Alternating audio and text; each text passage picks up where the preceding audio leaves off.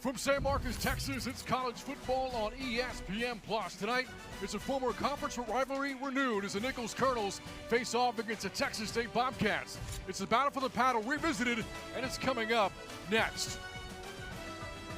Good evening and welcome to UFC Stadium alongside Keith Moreland. I'm Brant Freeman. Texas State is a heavy favorite in this game. The Bobcats not only feel they're going to win this game, but they want to do so in style. How do they do that against Nicholls here tonight? Well, first of all, you want to create some turnovers. They want to play with the rhythm of finding some short fields, put points on the board, and do things that they haven't done. This is their last tune-up before Sun Belt play. Now, if Texas State is going to win in style, you figure they're going to find a way to get the ball into the hands of their two dynamic playmakers, Lincoln Perry and Bo Sparks. Well, you just start. Let's start with Lincoln Perry. He has just been outstanding so far. He does so many different things. He's explosive when he touches the football. He creates so much energy for his teammates just by what he does. He finishes. This is the last point. Watch him finish right here, getting into the end zone. One of the better running backs across the country, Lincoln Perry. And then on the other side, on the outside, Bo Sparks, he's been to the igniter. He leads this team in receptions. He leads this team in touchdown receptions. He leads this team, and also an excellent return man is Bo Sparks. Let's talk more about Nicholls. If the Colonels are going to pull off the upset tonight for head coach Tommy Rybacke, how do they do it? Well, I think the first and foremost thing, they've got to be balanced. They've got to be able to run the ball and throw the ball, control the clock, limit the offensive snaps for Texas State. Speaking of Texas State, the Bobcats come in with a record of 2-1, but off the heels of the first loss of the season. How does G.J. Kinney's team bounce back? Yeah, this is a team that was very much in the ball game against one of the better teams in the Big 12 at Arizona State. They want to keep things short. They haven't created the turnovers. Yes, they have tackles for losses, but they haven't created those turnovers on the defensive side of the ball. Tonight, the Bobcats are going to pick up their fourth straight win over FCS opponent, all time against the FCS. Texas State 11-1. The only loss came against a Cam Ward-led UIW team back in 2021. For the Colonels, playing for their fifth ever win over the FBS. Their last victory came over the Big 12, the Kansas Jayhawks, 7 years ago, back in 2018. And we will see this dynamic Texas State offense on the field first as Gabriel Showalter gets ready to kick off here for the Colonels. Little breeze out of the southeast. It's not going to be a big breezy night, but it is hot.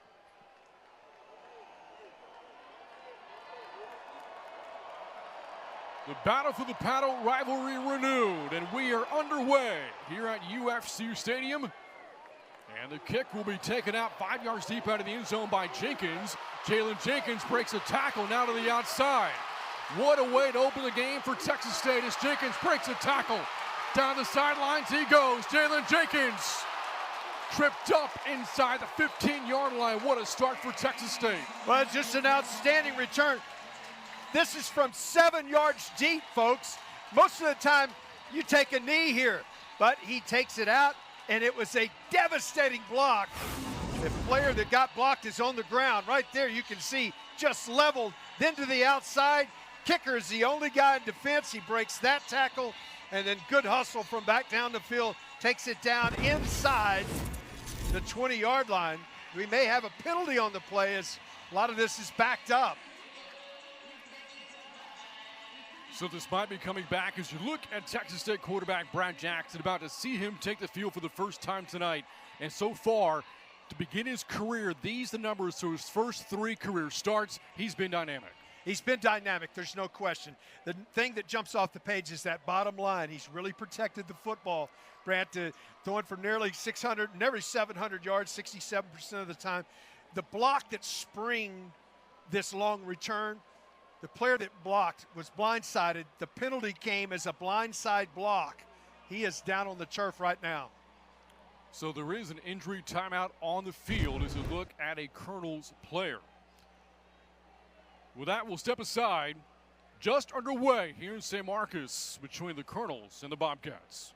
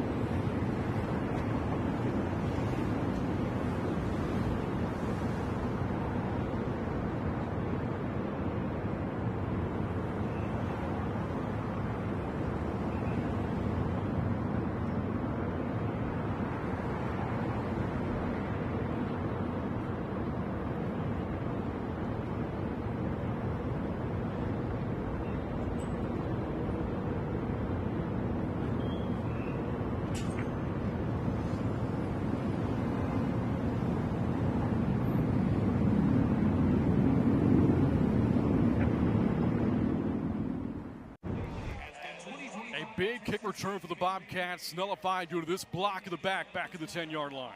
But it's actually not a block in the back. They're going to call it a blindside block that the defender could not see the blocker before he went to the ground.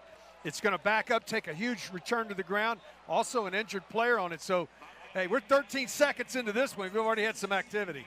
Taylor Thibodeau was the injured player for Nicholls, helped off of the sidelines. So for the Bobcats, instead of starting inside the Nicholls 15, they start back behind their own 10. 1st and 10 from the 8s for number 8 starting quarterback Brad Jackson, making his 4th career start. A couple of weeks ago when it went over UTSA, threw for 300 yards against Roadrunners on just 12 completions. On the first play from scrimmage, it's Lincoln Perry. For a couple of yards out near the 10-yard line, make it the 11 on a gain of 3. Now this offensive front, it wants to get back to where they were last week. They had some struggles at times to see if they can get the running game going and stay balanced. Last week, G.J. Kinney thought at times that Brad Jackson was pressing against Arizona State, but doesn't want his quarterback to feel as if he has to do it all. Wants his teammates to help him out, dump off over the middle to Perry, and met at the 15. And for the Bobcats, their first 3rd down play of the game coming up. Flag came down right at the end of the game here. I mean, end of the play. This was almost a post runner on the ground. Flag came out late. Get the call here.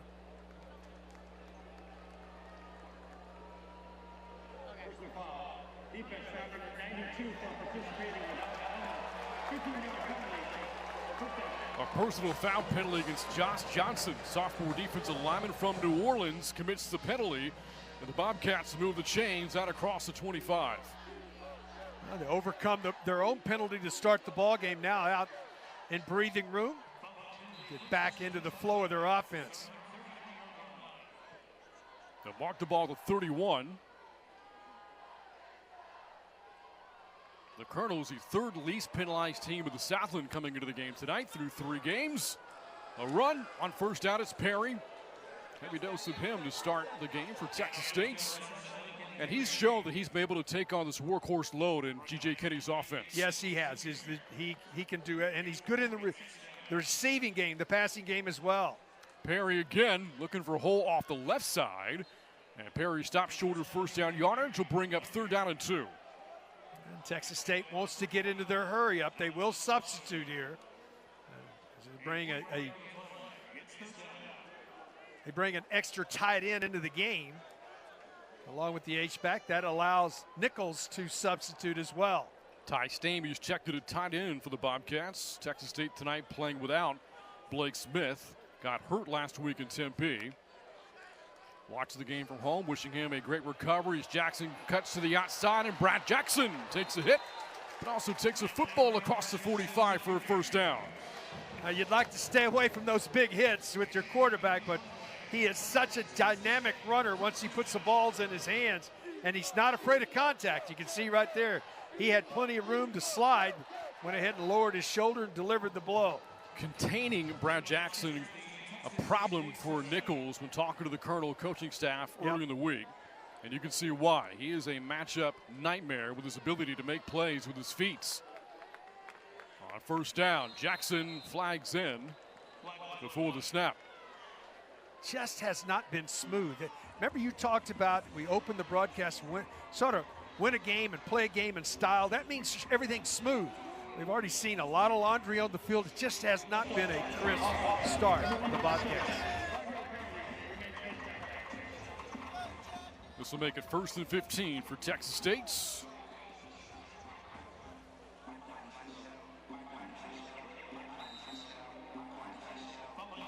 Now Jackson will operate from his own 42-yard line. Last week, a season-high 36 passing attempts against the Sun Devils. Bobcats don't want him to have that type of workload tonight. As Sparks comes in motion, Burgess the carry. Towards Burgess, a nice burst into midfield. And into Nicholls territory. Will set up 2nd down and 6. He is such a quick burst, and they're right back to the line of scrimmage. Jackson Quick throw to Kylan Evans, and Evans with a tight end block from Stamey. Will stop his forward progress and right at the first down marker. This will move the chains for Texas State. It's working so quickly. That is a first down. Chains will move. They start to come forward now, and clock's running.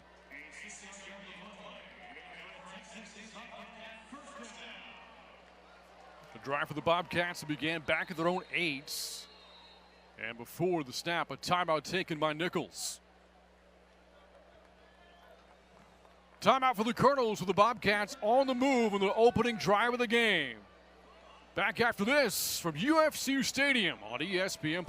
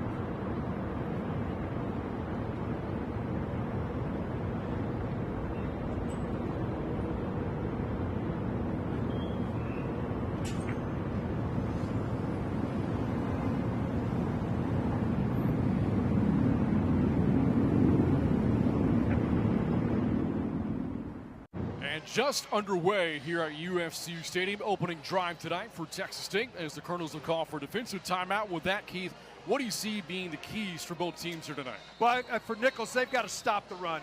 If Texas State can come out and establish their running game with their 4 backs that they'll use, it's going to be trouble. And then on offense, they've got to stay balanced. They cannot get one-dimensional in any way. The Bobcats want to force turnovers. They played good defense. They played good football to start the season and limit the explosive plays, but they haven't forced those turnovers.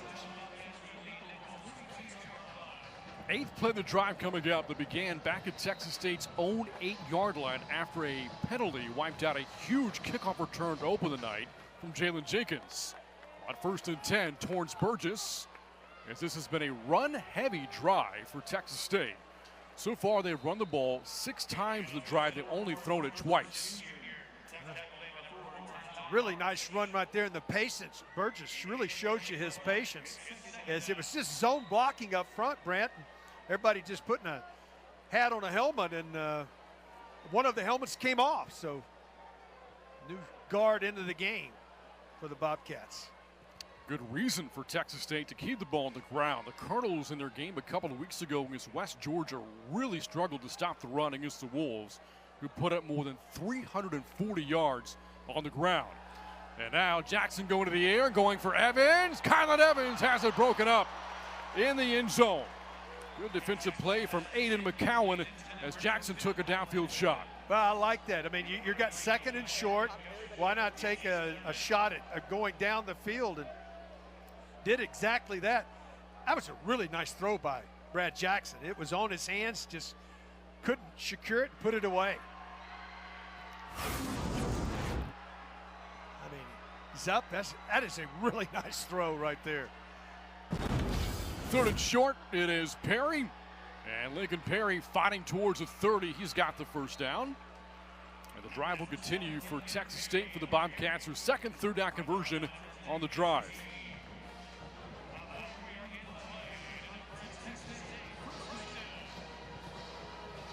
Bobcats keeping a no huddle. Jackson quick throw on the screen to Sparks. First catch tonight down the sidelines, makes a move. Sparks still running all the way down to the 10. He makes things happen. He's just an exciting player when he gets the ball in his hands. It's just a quick pitch and catch. Turns into a big gain and first and goal. A drive that's consumed more than 5 minutes. Now first and goal for the 10. It's Perry, and he'll be stacked up right around the 9-yard line. Coming in with a stop for the Colonels, Alex Villavaso, a junior out of Houma, Louisiana. And the Bobcats now looking at second and goal. I would not be surprised to see a little play action here and try to get Jackson out on the side somewhere, maybe in a run pass option. Jackson keeps it, gonna run it, and Brad Jackson's gonna coast into the end zone for the touchdown. Texas State goes 92 yards to start the night. Well, just an outstanding read on the mesh. Not sure this was a design run, but it's more of the mesh where Jackson reads it perfectly, but how about right down the field? Opening kickoff, have a penalty, backed up to their own 8-yard line and take it right down the field. Fourth rushing touchdown of the season for Brad Jackson, who's now accounted for 10 total touchdowns this year, most in the Sun Belt. The point after from Robles, and so far the battle of the paddle, all Texas State's. The Bobcats, an opening drive of the game. They navigate more than 90 yards as Brad Jackson finds the end zone. And Texas State on top early over Nicholls, 7-0 here at home.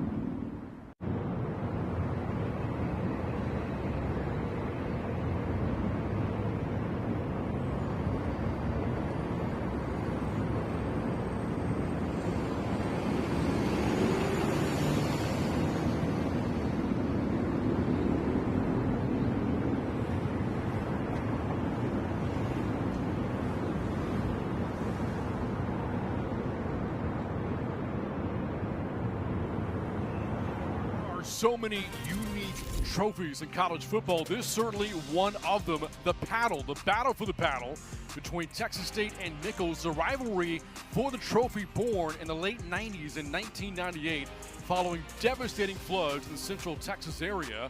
And the comment was made by administration from both schools that a paddle was needed in order to get to Bobcat Stadium at the time.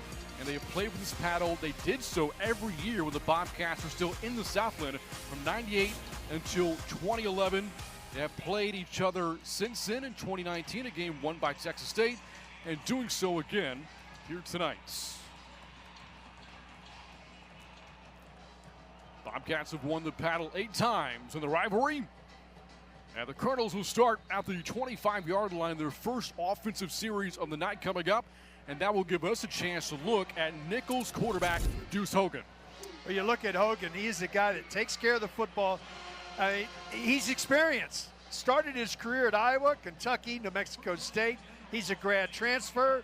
He's a guy that's seen everything. He's the field general. He's a guy that makes things happen, really does spin it pretty well. I mean, you see the numbers right there. This is a team, though, that wants to be balanced, but if they needed to spin it, he can spin it. Tommy Ryback, Colonel's head coach, calling him the most mature player of the team for good reason. Hogan, 24 years old, already married as well. In his first year playing with his Colonel program, Hogan on the play fake, steps up and tosses that complete.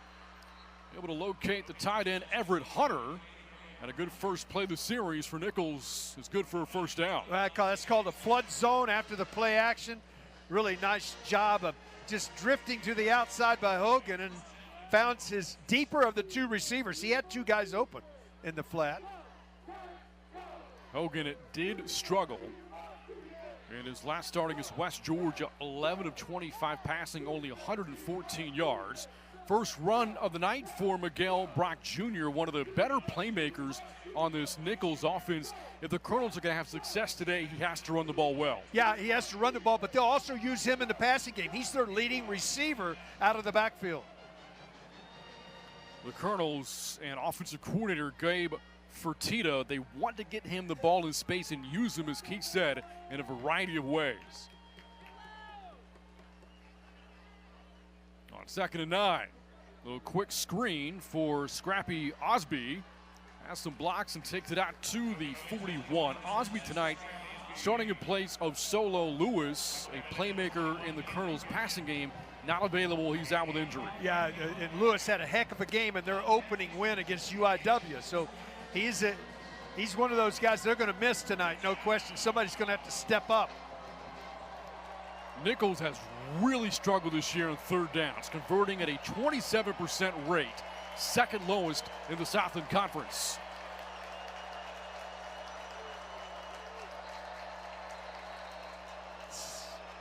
And Nicholls will call for a timeout.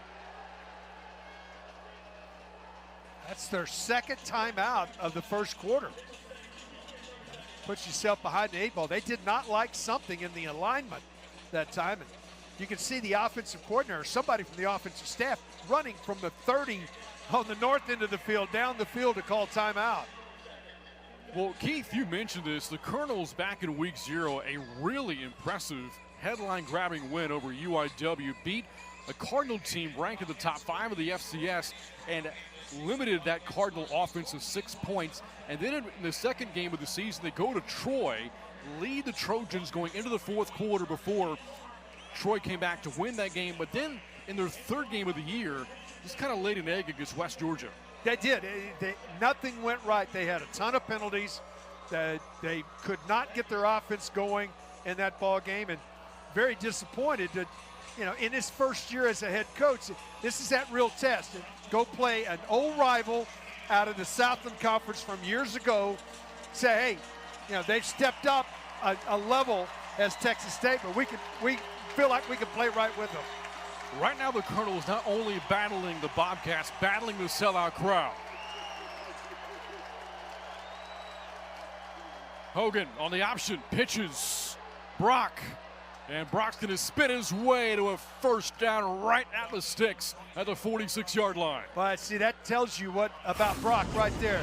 for all intents and purposes right here, you think he's going to be brought down short of the line to gain, but that last little spin and lunge before his knees go to the ground, get the first down.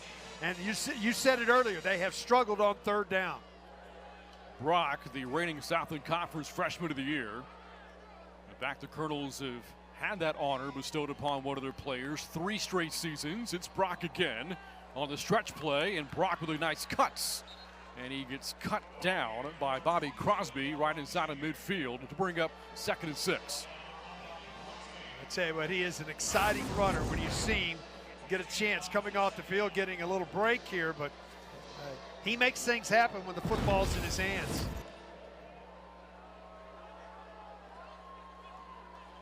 So Brock being spelled here in the backfield for the Colonels. Shane Lee is the tailback now. On 2nd and 5, it is Lee. He's got some space, spins off a tackle. Lee all the way down to the 30-yard line. That was a run with attitude right there. I mean, not going to go to the ground, just running with some power and some steam right there. Outstanding run into Bobcat territory and a first down. Stopping the run, it's been a problem for the Bobcats over the past couple of weeks in their games against UTC and Arizona State. They've given up nearly 500 yards on the ground. Missed tackles there leading to a big gain of 19. And now 1st and 10. Colonels on the move, and Brock bouncing off of tackles, angling for the sidelines. Hurdles his way, and they're going to mark him out of bounds, though, prior. Right at the end, body came down on him, and he has to take his helmet off, and he is off the field as Brock. You can see him. Might have got the breath knocked out of him a little bit as he came down on the football. He stepped out back at the 22-yard line, but out of the game, and medical attention for Brock right now. Off of the sidelines here for the Colonels after a gain of 8. 8th play of the drive coming up for Nicholls.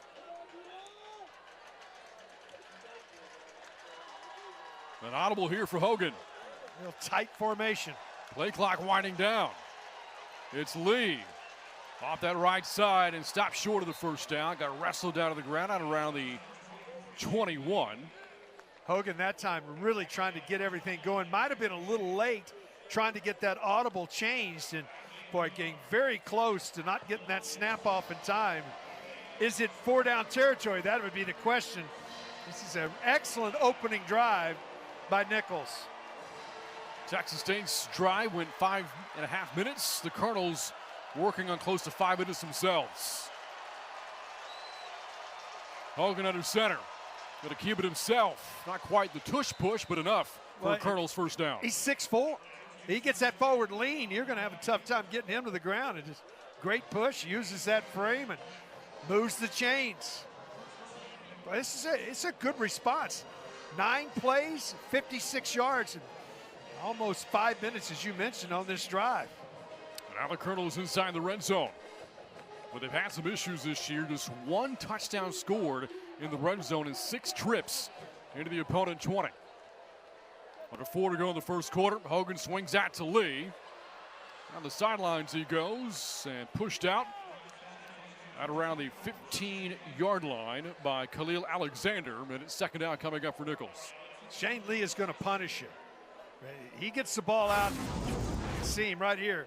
He doesn't think about out of bounds. He thinks about lowering his shoulder and punishing you as a defender. Now back into the game is Brock. A lot of positive plays for Nicholls on first down. That's been very important on this drive. Has. 2nd and 5.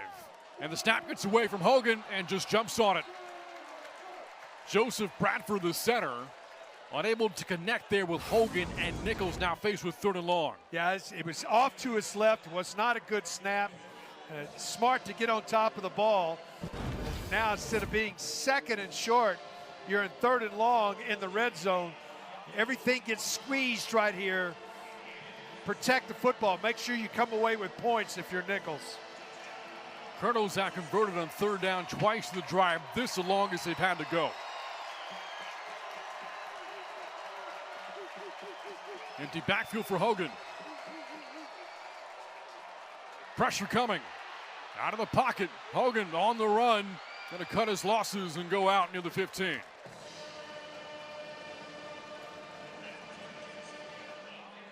As he gets to the outside, the pressure just forces him to move. And once he's moving right here, he had a receiver break open before he got to the line of scrimmage, but he'd already committed to have the ball underneath his right arm and protect it. And it's going to lead to a field goal attempt. Got to bring out Gabriel Showalter. 14 of 21 in his career, 5 of 7 this year. Is coming from 32 yards away. And the kick is good, and the Colonels are on the board following a 12-play, 60-yard drive that eats up almost 7 minutes off the clock. That was huge for Nicholls' defense. I tell you what, you go back and look at this drive, there were 12 plays, as you mentioned, 60 yards, 7 minutes and 23 seconds. And you just go back to it. Lee with a huge run right here. Came in, was in relief, and then Brock comes right behind him, makes another outstanding run. You can see him a little high step right here at the end, and then that's the biggest play that stopped the drive. They were in 2nd and 4 in the red zone, and snap was off, and that one mistake turned maybe a touchdown tying drive into a field goal.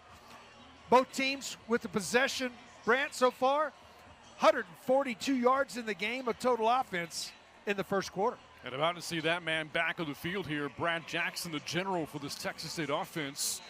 Jackson running it in himself on Texas State's opening drive of the game. Redshirt freshman from San Antonio Reagan High School led the Bobcats to a win in his first career start over Eastern Michigan as the Colonels come with a surprise onside kick.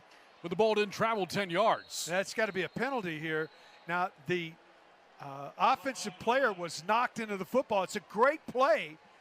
It's a great play as an offensive or a receiving team.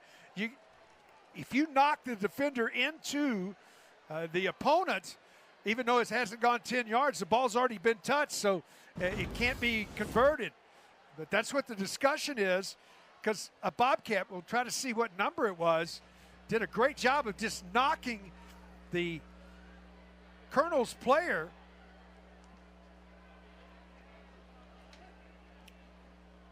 Michael Bodwin was the Bobcat player. I did not see the number. You're right. I didn't know who it was.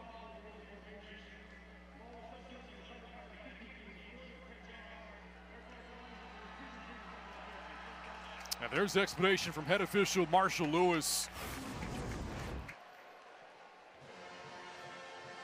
Now you see Bodwin knock Ethan Lee into the football. However, the ball did not travel 10 yards. The kicking team was the first to touch it. They can't do that, so Texas State takes over at the Nicholls 44. Well, but what a smart play, though. If you knock a defender into another defender, he's talking about it right there. But that's a smart play because now the ball's been touched. It hadn't gone 10 yards. They can't recover it for an onside kick.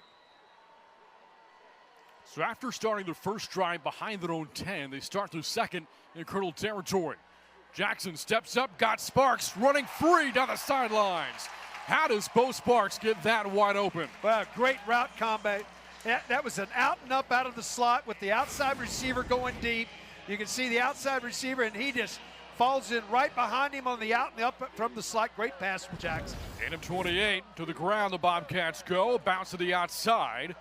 And Burgess will be stacked up at around the 14-yard line by Jake Delmato, one of the veterans on this Colonel's defense after a short gain at 2nd down and 10.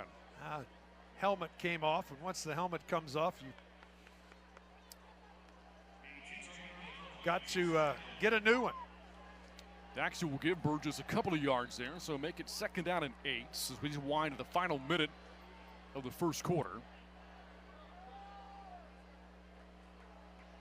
A substitution, so you get a chance to substitute on both sides.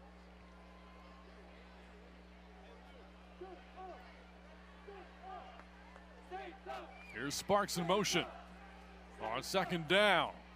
On the RPO play, it is Jackson who slides feet first down to the 12. 3rd down coming up for Texas State. Well, that was an executive decision not to get hit. That's a smart move. You know, that's a long-term decision to play quarterback. Get on the ground. And he was about to run into a wall of Rasheed Lovelace, one of the top defensive linemen of the FCS. Anchors that front for the Colonels. At 6'3" and tip of the scales and more than 300 pounds. Bobcats 2 for 2 on third down so far tonight. Jackson to the air to Sparks to catch, and Bo Sparks will move the chains, and it's goal to go down to the 5-yard line. But really good route, great throw from Jackson. Does a great job. That's good coverage. Sparks got his body in between the ball and the quarterback. There's no way to defend that. That's going to take us to the quarter. Texas State will knock it off another snap. They'll start the second quarter at the Colonels' 5-yard line, looking at 1st and goal. Texas State, the early lead over Nicholls at the end of 1 here at UFCU Stadium.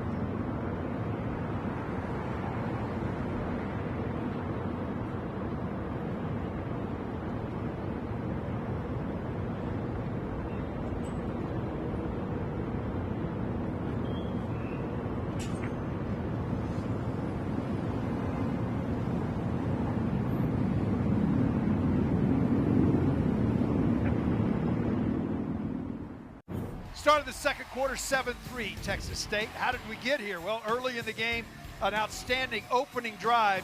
Took the opening kickoff, go right down the field as Brad Jackson into the end zone. 7-0, but a great answer as Brock does an outstanding job. Lee does an outstanding job. They come away with 3, and then right to end the last play of the first quarter is Bo Sparks with a first down. Now inside, right at the 5-yard line. We've only had 3 possessions in the game here, and we start the second quarter. Well, it's kind of like a service academy game right now. You're right. Long drives. There was a game early in the season, Army and K-State. The Wildcats had 6 possessions the entire night. Yeah, only 2 in the second half. Not quite that tonight, but Not many possessions so far. Texas State second of the game. First and goal for the 5. Perry in motion. Jackson off the play fake. Looking for Sparks and hit right away. Good tackle out in space by Anthony Rogers, and it's second and goal for Texas State. Rogers did a nice job staying at home and keeping his eyes. As a corner, sometimes you see that play fake in the backfield. You get your eyes off of it. Did a great job of keeping his eyes right there. Now Hosell changes on the defensive front. Nicholls. You talk to the Colonel's coaching staff, and they'll tell you that the secondary is what really drives his defense. You see that after the big play from Rogers there. Second to go for the 4. It's Perry. And Perry, no, it's Jackson for the second time tonight. Brad Jackson into the end zone for a Texas State touchdown. That was an outstanding play fake. I mean, the defense, everybody sort of got taking it with Lincoln going to the outside. Nope, he pulled it out, did Jackson. And for the second time, as you mentioned in the ball game, Bobcats go right down the field on that possession and score on a quarterback run to the outside. Got set up with a short field following the attempted surprise onside kick by Nicholls. Only a 44-yard drive for the Bobcats to hit the end zone again. I think there's a player short as Texas State uses one of their timeouts on an extra point. And we'll step aside following a touchdown drive for the Bobcats with the point after coming. It's 13-3 Texas State.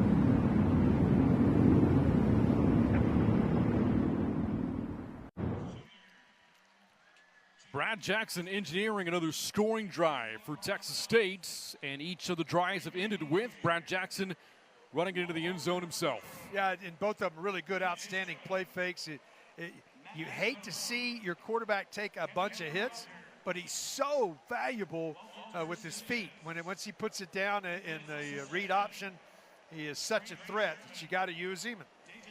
Well, only 3 possessions in the game so far, and all 3 have turned into points. A 13-3 lead for Texas State. Bobcats, 2 drives, 2 touchdowns. Robles after the point after, following the timeout called by G.J. Kenny. First of the half for Texas State.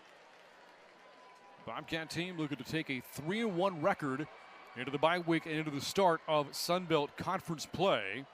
And the point after makes it 14-3. Texas State on top. So let's go back to the play itself on the zone read touchdown play for Texas State. Well, it was just an outstanding. You saw that when everybody went with Lincoln to the outside, he takes it back to the inside and then makes a nice move right here. knows where he's got to get to, lays his body, gets in the end zone. His second touchdown run of the game. You know, we've talked a lot about Bo Sparks as a receiver, and we'll get more to that here in a moment, but he also had a really key block on that run for Jackson. Well, he's such a complete player. He does so many different things. And the other part that I keep talking about, he might be one of the best return men in the country. After the touchdown drive, Texas State to kick off the Nicholls. Cardinals getting ready for the second offensive series of the game.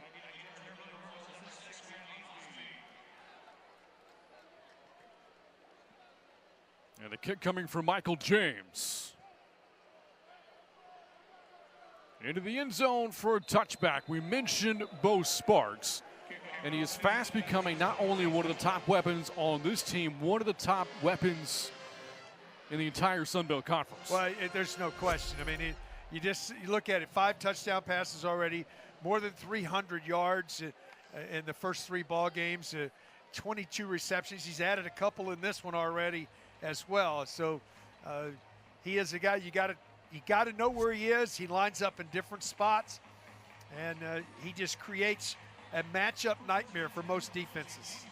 Had a night to remember in the opener against Eastern Michigan, 4 touchdowns against the Eagles. The week after, caught the game-winning 65-yard touchdown against rival UTSA, where the game was tied at 36 in the 4th. And last week, career high 10 catches, albeit in defeat, against Arizona State. And Arizona State made the decision to double him all night. I mean, if you stayed up late here in the Central Texas area, that ball game didn't end till about 1 in the morning, but I can tell you that they were doubling him all night. Big, only the second drive, but it's a big drive. You want to stay in touch if you're Nicholls. After a short run from Brock at 2nd and 9. Hogan looking to throw to the sidelines, and the catch is made by Christian McNeese, sophomore out of Montgomery, Alabama, and the Colonels now looking at 3rd down. This is a really nice route. Sold it to the inside and then brought it back to the outside and got his feet down. That was a really nice throw. Made it a very manageable 3rd down. 3rd downs have been a problem, as you've talked about, for Nicholls, so they've done pretty well tonight. And their last game against West Georgia a couple of weeks ago, Nicholls just 2 of 13 on 3rd down. They're 2 of 3 tonight. Hogan on 3rd and 2. It's a run for Lee, and Lee's lasso well short of the 1st down. Bobcats get a big tackle for loss from Aiden Jones, a first-year transfer out of Prairie A&M. That'll bring up 4th down. Well, I tell you what, he was in the backfield about the time the handoff was there. Just got penetration, ripped him to the ground, and Nicholls will have to punt this football away. Jones, a 3rd leading tackler on the team coming into the game tonight. Has had a big impact in his first year, transferring out of the SWAC. And here is a punt from Pharrell Harewood. And Sparks fields it on the run to the 30. Sparks still on his feet at the 34. And taken down awkwardly, and that's going to be a penalty against Nicholls. Kylan Wheeler got a little bit too much of the collar of Bo Sparks. Well, he's so shifty, Brett, that you know, him moving around with all that in the pile, it's just difficult to lay off that horse collar. Just trying to get him on the ground. There's also a flag at the line of scrimmage as well, so there's multiple flags on the play.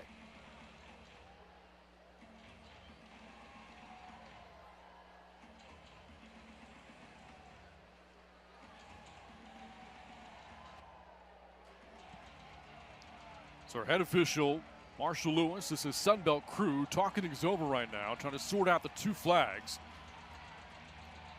And we've seen a lot of flags in special teams so far tonight. If this is a penalty against Texas State for 5 yards, I don't know why they would not have to do a re-kick here if this is offsetting penalties. Because we know the one at the end is a horse collar. Well, actually, Marshall Lewis just signaled a face mask penalty against Nicholls, and the hold against Texas State. G.J. Kinney getting an explanation right now. So it's a face mask and not a horse collar. Okay.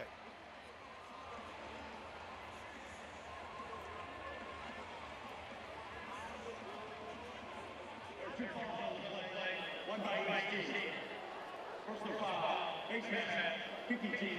That penalty is declined. During the kick, holding team. That penalty is 10 yards from the end of the kick. First down, Texas State. And so the Bobcats will have a football when we come back, leading 14-3. Next drive starting behind their own 25-yard line.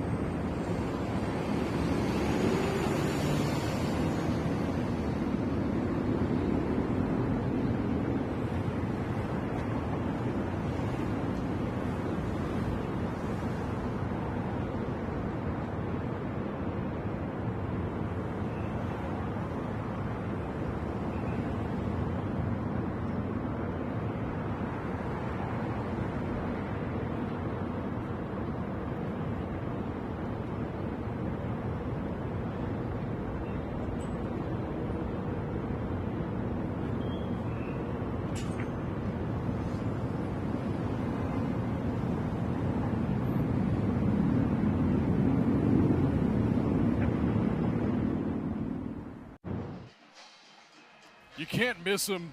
Rasheed Lovelace talked about his frame earlier. 6'3", more than 300 pounds, and regarded as one of the top defensive linemen in the country. The freshman of the year in the Southland back in 2023. First team all-conference a year ago, and coming into this season, not only preseason All-American, but also on the Buck Buchanan Award watch list, which goes to the top FCS defensive player in the country. He's just an outstanding football player. He's got such great quickness. That's the other part for me. And when all this was said and done, we went to break. Now we're going to re-kick. This is going to be punted over again. I don't know. I could not understand how you'd have offsetting penalties and the play wasn't replayed. Well, now we're going to get back to replaying it. We're going to punt it again. Yeah, what you and I didn't understand was that there was a face mask penalty against Nicholls, and our head of referee, Marshall Lewis, said G.J. Kennedy declined that penalty. That makes no sense. Had to re-kick. So the holding is Texas State. The face mask against Nicholls, and we'll do this again. Maybe.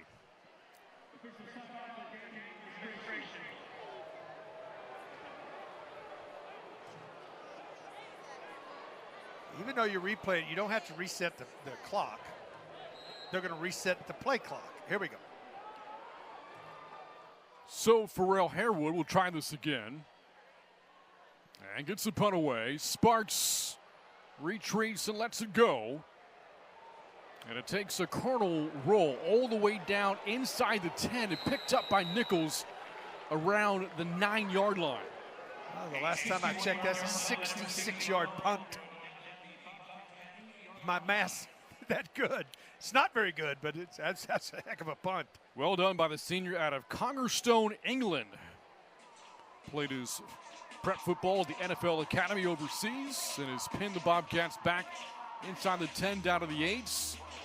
That's where their first drive of the game started, and Brown Jackson engineered them 92 yards for a touchdown. The 92-yard scoring drive for the Bobcats matches their longest of the season in terms of yards consumed. Went 92 yards against Eastern Michigan in the opener as well. Third series of the night for Texas State starts with Lincoln Perry. And Perry out across the 15 in a good first down play. He picks up 9.5. Just good vision, bounces it to the outside, and then he finishes what he does so well against those last 3 yards.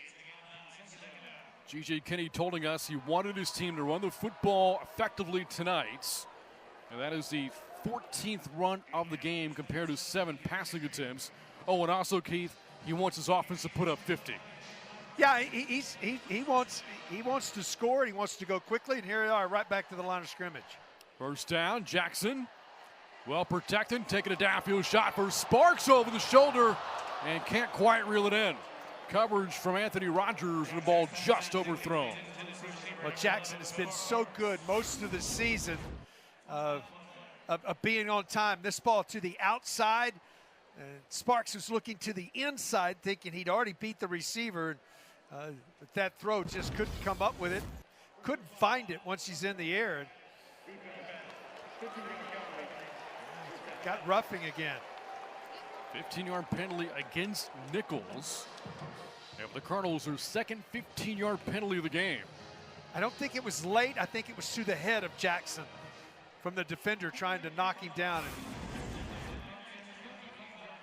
Yeah, I'd say that hand to the face. It's what I was thinking. Now first down for the 35.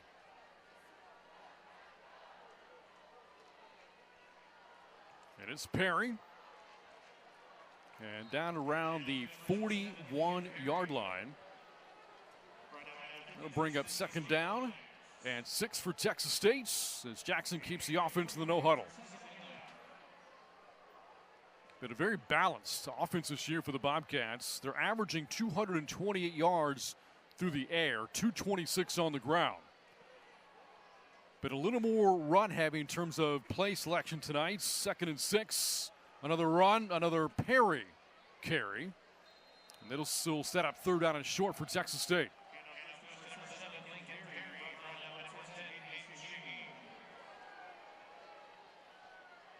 Offensive linemen love the running game. They can go downhill. They don't have to worry about being downfield when the ball's thrown. They don't have to worry about RPO where they're going too far. They just pin their ears back and go get somebody. They love the running game. 3rd and 2 as a tight end Stamey goes in motion. Jackson looking his way, going through progressions. Swings it to Perry, and he's cut down short of the first down by Rogers. That's an excellent open field tackle. Rogers just comes up. Is this 4-down territory? That's the question. Just a really nice open field tackle that's going to lead to a punt. Rogers with a heck of a play right there. David Nunez, a putter, has not been very active this year. Just 9 punts through his first 3 games of the season. One of the 7 team captains for Texas State. And gets the punt away. A flag is in where the returner is awaiting. Good catch made by Aiden McCowan.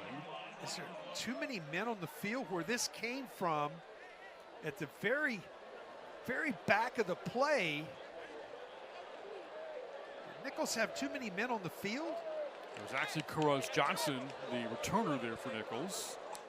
And yet another flag in special teams in this game. If it's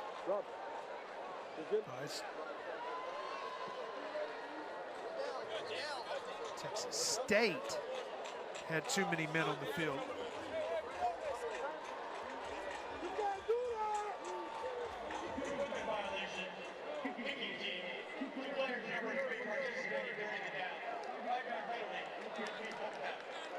And Nicholls will force Texas State to re-kick.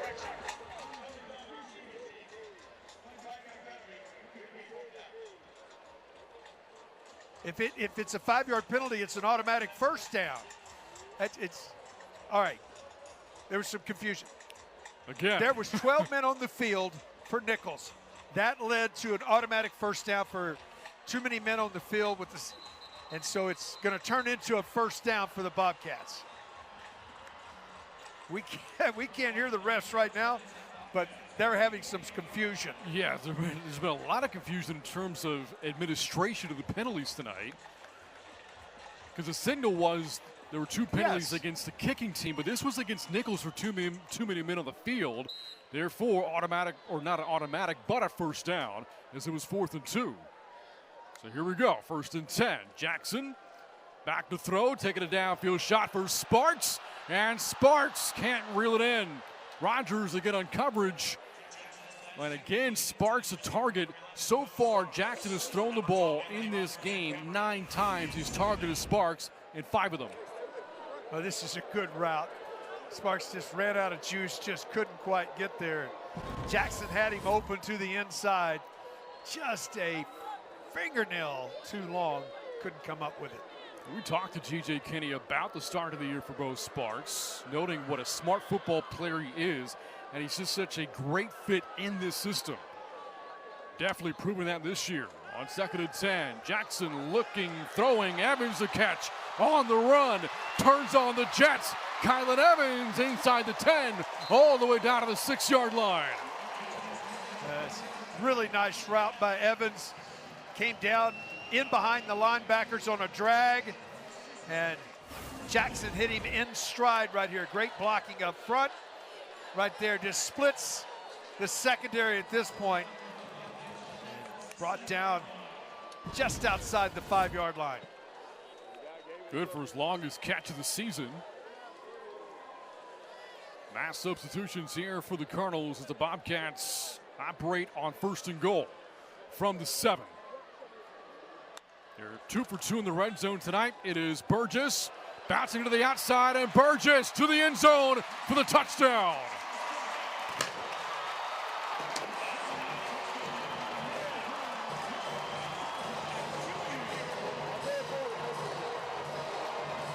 That's just a really nice job of being balanced, and then Burgess shows you his acceleration, just outruns the defense to the corner. That was an efficient drive, but they got that drive because 12 men on the field, because they were going to punt the football away in that possession. For Burgess, first rushing touchdown of the year, 3rd of his Texas State career, the secondary transfer out of UTEP with a point after makes it 21-3 Texas State. 3 drives, 3 touchdowns for the Bobcats, all on the ground, running all over the Colonels en route to a 21-3 lead here at UFCU Stadium.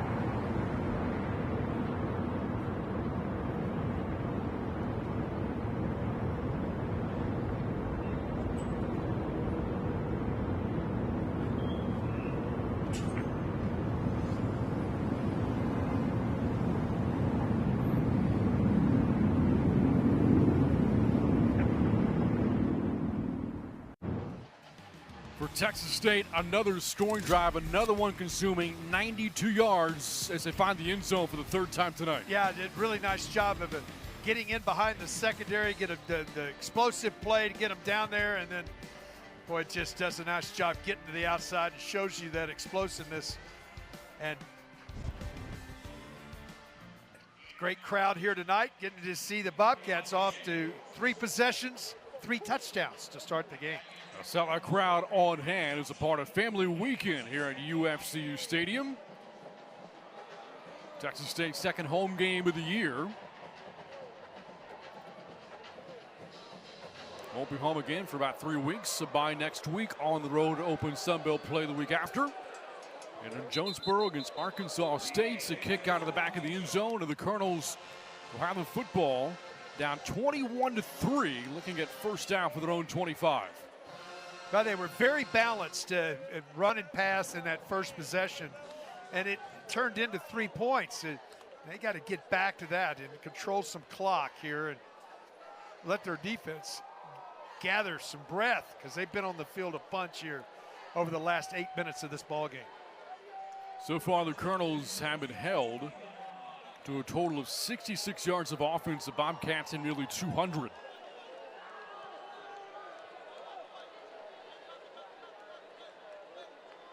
Third series of the game for Deuce Hogan. A product out of Grapevine, Texas. Back to throw, pressure coming. And with that pressure breathing down his neck, short hops that throw from McNeese on first down. Well, we may have 2 penalties here, one on the offense, one on the defense here, because 2 flags came in from 2 different directions.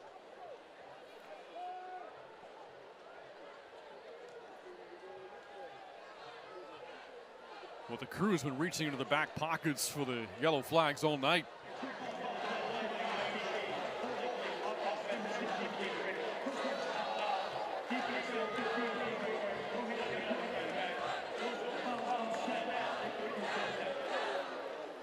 I knew they were two different flags coming from 2 different directions, and they were offsetting.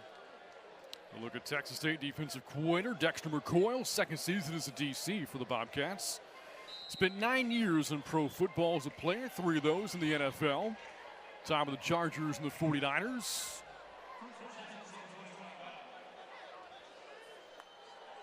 Took over after Jonathan Packey was the defensive coordinator, G.J. Kinney's first season at Texas State. Now coaching at Duke as Hogan takes it himself, and the big quarterback at 6'4" keeps the pile moving. That's good for a first down for Nicholls. Yeah, look at those big numbers in there, 50, 52, 63. Those offensive linemen were pushing that last 5 yards. It is an offensive line, which Coach Schreibacky says has to play more consistent, with some good downfield blocking here. And good for a 10-yard gain for Hogan to move the sticks to the 35. Third drive of the night for Nicholls. Hogan being spelled to the backfield by Lee. It's Lee off the right side and hit right at the line of scrimmage by Bodwin. Senior linebacker, transferred to the program from Navarro Junior College, but did play high school football in nearby Hayes, and it brings up 2nd and 10. He just has been outstanding tonight. He's made 3 or 4 really nice plays, and they're doing a nice job as nickel package comes into the game for their Bobcats now. They'll play a 4-2-5 here. Something missing from Texas State's defense this season, now playing in their 4th game of the year, has been the lack of takeaways, as Lee will take it himself. Short gain of 1, maybe 2 to bring up 3rd and 8. And Keith, it's kind of jarring for defense that's forced so many takeaways over the past 2 seasons for G.J. Kinney. None so far this year. Yeah, they're one of the few teams in all Division I college football without a takeaway. That means you have to drive the length of the field to get points. Coach Kinney noting that they've had to win games the hard way, not creating those short fields. They forced 18 takeaways a year ago. Hogan to throw. Swings it out to Brock, and Brock spun around. And 3rd down didn't get much, and that'll bring out the Nicholls punting unit. Well, Brock is so explosive in space. Nice, great gang tackling that time. Everybody flying to the football and doing a nice job. Going to lead to another punt. But that's just good team defense right there. Texas State's leading tackler, Traylon Payne, to the stop. Also saw Ryan Nolan in pursuit there for the Bobcats. His dad watching back home in Florida after making the trip out to Tempe last week. Sparks going to let it go. And another Colonel's bounce. And the ball will be spotted inside the 20. Bo Sparks did a nice job right there. If he tries to lay out and make that catch, yes, he would have saved some yardage, but that would have been a really tough catch. No sense trying to turn the ball over. Let your offense come back out. 5:39 to go. You got 2 timeouts, plenty of time on the clock. You look at the story of the year for the Bobcats. Open up the season, taking care of business, beating Eastern Michigan, and then in a hostile environment in the Alamo Dome, winning in San Antonio for the first time ever, beating rival UTSA. A 34-15 setback last week in Tempe. And G.J. Kinney noting that at times, especially his defense, just overmatched against a really good Sun Devils offense. Yeah, it is a good Sun Devils offense, but they were right there in the ballgame. A break here or there or a takeaway at some point in the game, they would have been right in the ballgame. Burgess pirouettes down to the 22-yard line on that first down play, picks up 7 yards. Offensive line play tonight has been very good for the Bobcats. They're getting a good push. You know, Burgess scored for the Bobcats on their last drive. His running back coach has been the same his entire career. Former Bobcat quarterback great Barrick Neely. Kind of timely, too, is Neely, of course, on the 2005 championship team, Southland championship team, that's being recognized here tonight in this game against Nicholls. Good run there in traffic. Final 5 minutes of the half. Jackson, well protected, has an eternity to throw, and has a target. And it is Evans who makes the catch down the sidelines. His second big catch of the game. Well, that's a great route. It's a deep drag with Sparks going deep. I think they'll get a penalty on a hold of Sparks. They were ripping him to the ground as soon as the ball was in the air. They'll decline that and take the completion. 29-yard hookup to Evans. Coach Kenny told you and I both that he was looking for somebody else also, other than Bo Sparks, to step up in that wide receiver room. Evans is stepping up tonight. The 3rd highest rated recruit in program history, Kylan Evans from McKinney, Texas. Jackson, back to pass. Protection breaks down. On the run, and the San Antonio native will take it back to the line of scrimmage before he's stopped by Ty Marsh.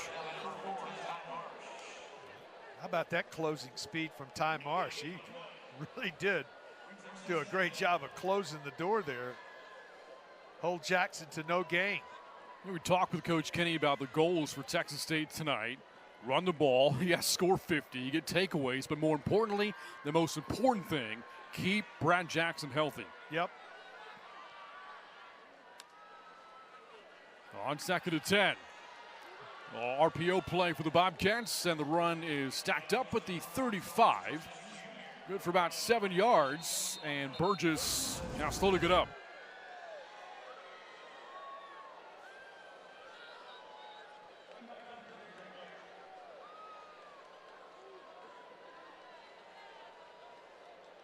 Saw Burgess there gang tackled by several Colonels, and he's being looked out of the field right now.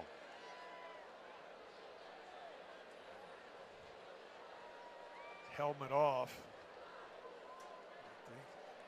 It's a lower leg injury, and it's all we can speculate on.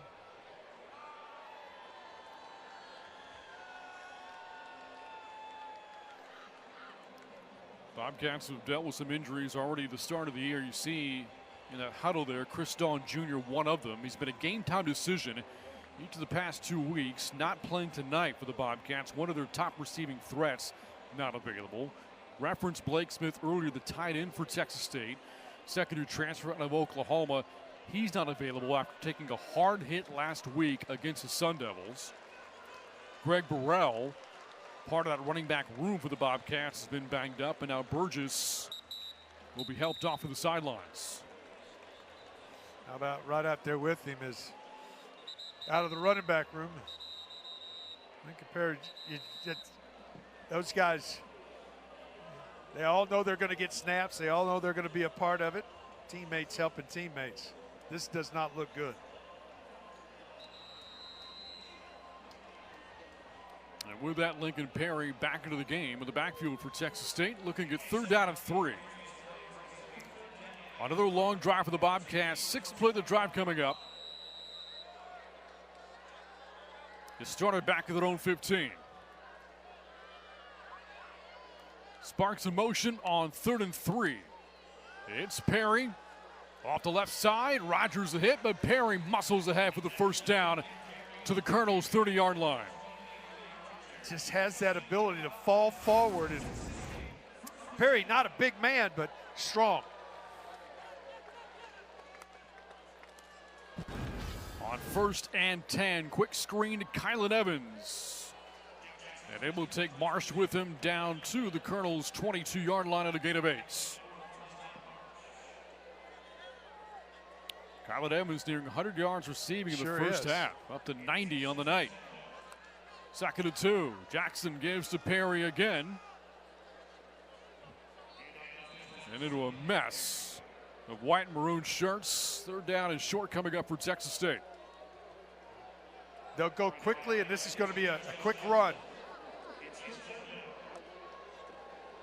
It's Perry again, 12th carry of the night. And the drive will continue. Coach Kenny telling us the more carries that Perry gets, the better he becomes. He's one of those guys that it really does. He wears on the defense, and speaking of, a defensive player down here. Dale Smith, a redshirt freshman from Lutcher, Louisiana, down here for the Colonels.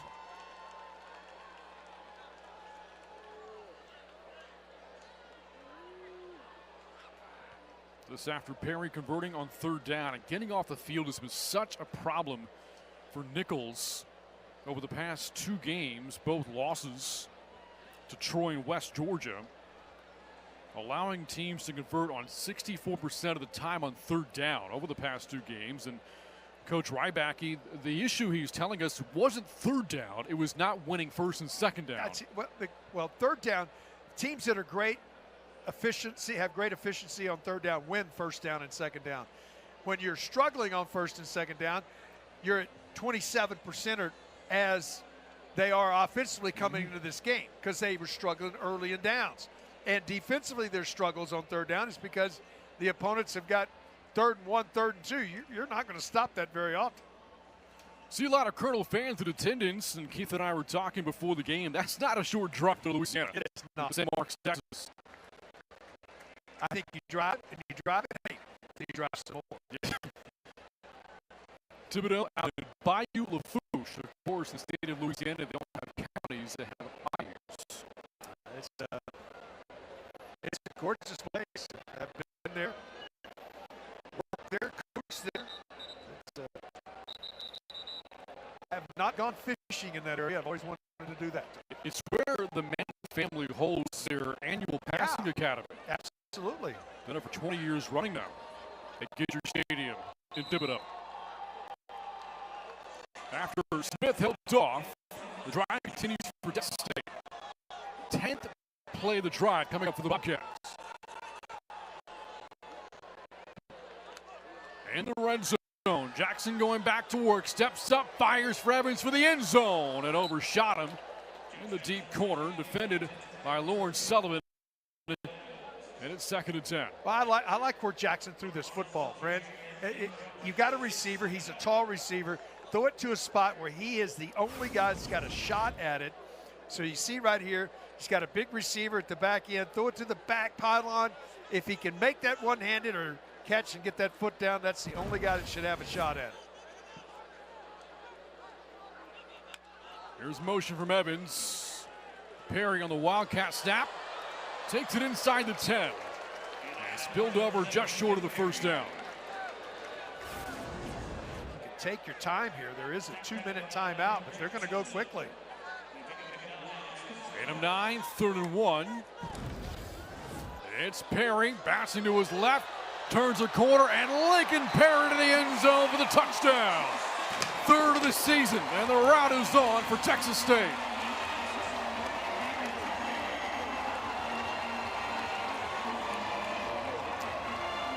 Sealed up inside. Perry says, no problem. I'll bounce it to the outside. We talked about his power. He showed you his speed right there, just outrunning the pursuit, finding the pylon. 4 possession, 4 touchdowns for the Bobcats. Perry had a streak of 6 straight games with a touchdown snap last week at Arizona State. As a point after from Robles will make it 28-3. Texas State on top. 16th career rushing touchdown for Perry. You see him right here. He's been a power guy all game, and then throws you a little pop-up slide at the end. He gets tight down in these corners. Pops up, gets the touchdown. You're a baseball guy, Keith. How'd you like that slide? He did perfect. He might have had a strawberry on the end a little bit. He was a little bit vertical. You need to get that back a little bit. But another beautiful drive. We're just doing that. 39 plays now on the night. 283 yards of total offense, 15 minutes and 16 seconds. They have held the football. Just a perfect offensive half, basically, from the Bobcats. One of the best we've seen. It's been flawless. 4 drives, 4 touchdowns for Texas State. Drives of 13, 6, 8, and 12 plays. And 3 of the scoring drives have been 85 yards or further out. The kick from James, fielded 5 yards deep for a touchback. So, again, the defense has not forced a turnover tonight, as they've yet to do this season. Coach Kenny commenting having to win games the hard way.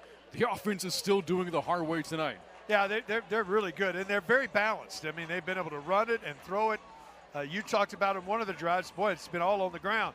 Well, when they've needed to, Brad Jackson has gotten the ball down, vertical down the field as well. So it's been a really good performance. On the other side, you look at the defense, they haven't created a turnover, but they won 1st down, made 3rd down very difficult for Nicholls. Texas State has had nearly as many touchdown drives tonight, 4, as they've had 3 and outs all season, 6. That's efficient offense. The old school I formation for the Colonels. Hogan flushed out of the pocket. On the run, and Hogan will be taken down short of the 30-yard line. Well, he also knows he's got the 2-minute timeout coming, so rather than forcing that football, he made as much as he could get. That'll take us to the 2-minute timeout. Falcon fans, close your eyes. It's Texas State 28, Nicholls 3 here at UFCU Stadium.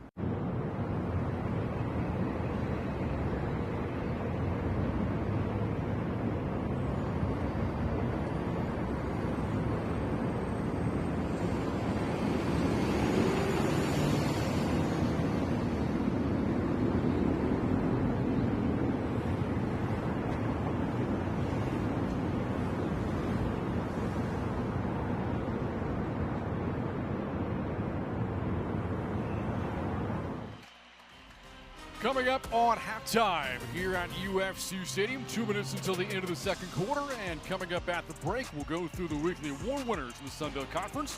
Take a look at some scores around the SBC as well. Along with that, highlights and stats of the first half here in San Marcos. All Texas State so far on top 28-3.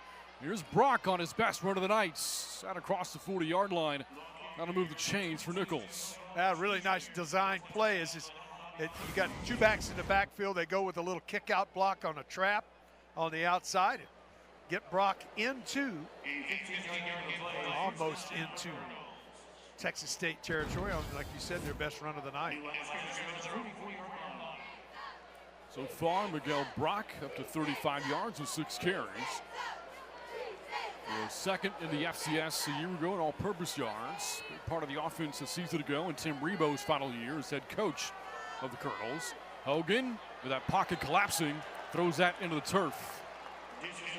And just couldn't step up and deliver that football. He had a crosser open. Nice pass rush, just gets to him. Can't finish the throw, does stop the clock.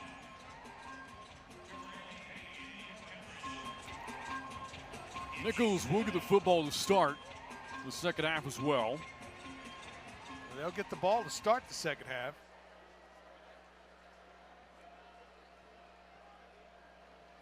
On second down and 10. It's Brock. Breaks a couple of tackles and stops short of midfield. Brought down by Khalil Alexander, one of the captains for the defense.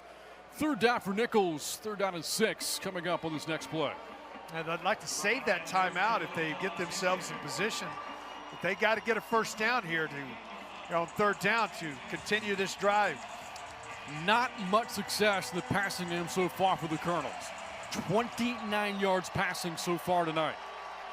This is a passing down, but they'll run the option, the pitch to Lee, and Lee's going to barrel ahead for the first down of the Bobcat 45. Now they'll hurry to the line of scrimmage. You got to go quickly. Nice play here. Good decision by Hogan to get rid of that football when he did. And clock will change their set, starts to run again. The Colonels for the longest time in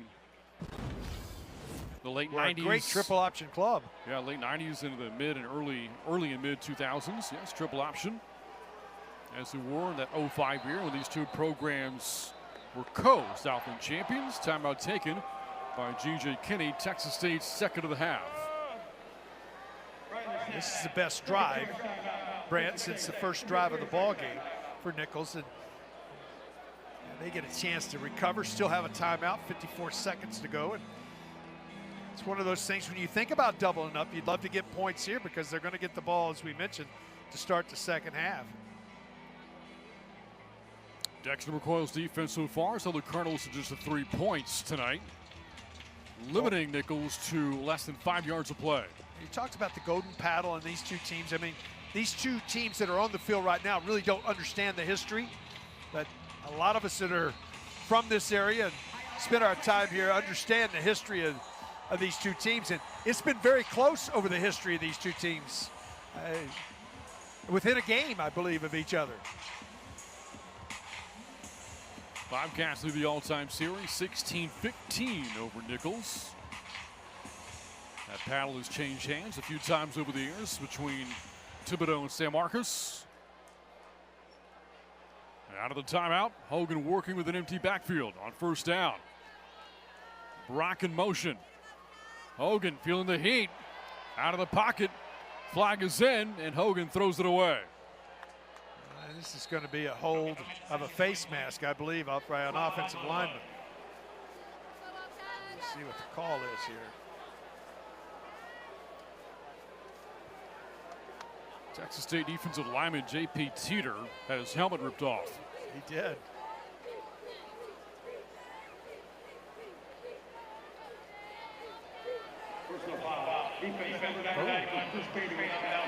I thought it was the other way. This against Texas State. You see Dieter's helmet come off,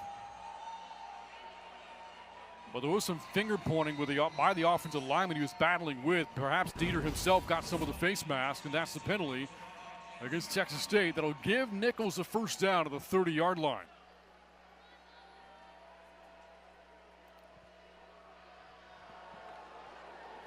Sixth play of the drive coming up. Hogan off the play fake. Well protected. Deep pass incomplete. Coverage down the field from Kamari Terrell. The pass intended for Jackson Dufresne. Terrell does a nice job. He was beaten by half a step. Ball was a little bit behind him. But good reaction to get his hands up. Watch right here at the last minute. He gets that hand up and sort of rips it away right at the end. It goes incomplete. Good blocking that time and gave Hogan enough time to look down the field. They're going to go empty here. Final 40 seconds of the half. Colonel's down to one timeout left. On 2nd and 10, Hogan harassed by Alexander out of the pocket and throws that one near the sidelines, and the catch is made by Karras Johnson. You can see Nicholls really doing a lot of rollouts, trying to avoid this pass rush. Get Hogan outside the pocket when they go empty. The Colonels do have a lot of new parts in the offensive line this year. It's a unit that's kind of struggled this season, still trying to play more consistent.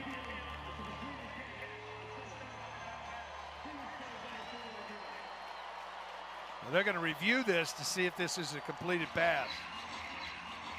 So an officials timeout, our first review of the game. And funny enough, Keith, you were talking to the replay officials earlier tonight about what exactly defines a catch these days. It's really interesting. Over the course of this weekend already, we've seen a lot of different interpretations of what a catch is. I mean, is it a football move with possession of the ball? Is it putting the ball away? There's so many different interpretations of what that is. Now, this is about whether he was inbounds or out of bounds with possession of the football. So, first of all, you can't go out of bounds and come back inbounds and catch a football. That'd be one of the first things they look at. The other part is get a chance to see right here. Does he have possession before that knee comes down out of bounds? From that angle, you wonder if that's going to be enough.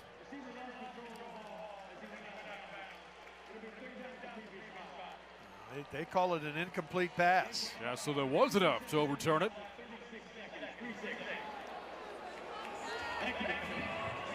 So incomplete, the ruling makes it 3rd and 10 now for Nicholls at the Texas State 30-yard line.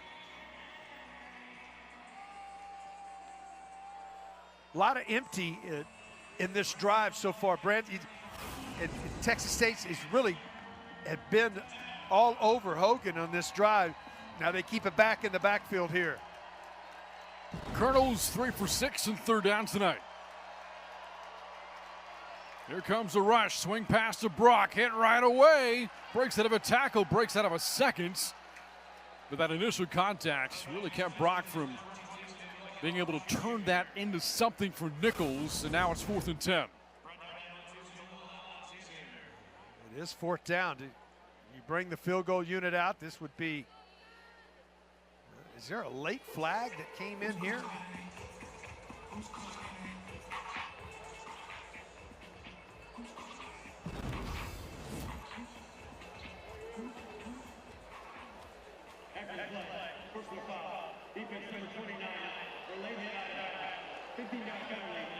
Brent, I did not see the laundry on the field. It must have happened in the scrum and the sidelines.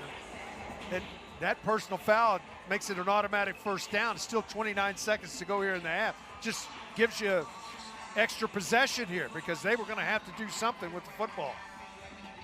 Each team, so many costly penalties in this first half. That's against Traylon Payne. It extends a drive down for Nicholls. So from staring at 4th and 10 from the 30, it is 1st down inside the 20. Under 30 seconds to go until halftime. Colonels trying to piece together their first touchdown drive of the game. Hogan off the play fake. Throwing off his back foot towards the end zone. That pass nearly picks. Dufresne, the receiver, fell down to the play, and there's flags thrown to the end zone as well. Might get the Bobcats through some contact against Dufresne on that passing play. Well, they're going to have to use some detergent to get some of the dirt off these flags, because there's been a bunch of them on the field here in the first half.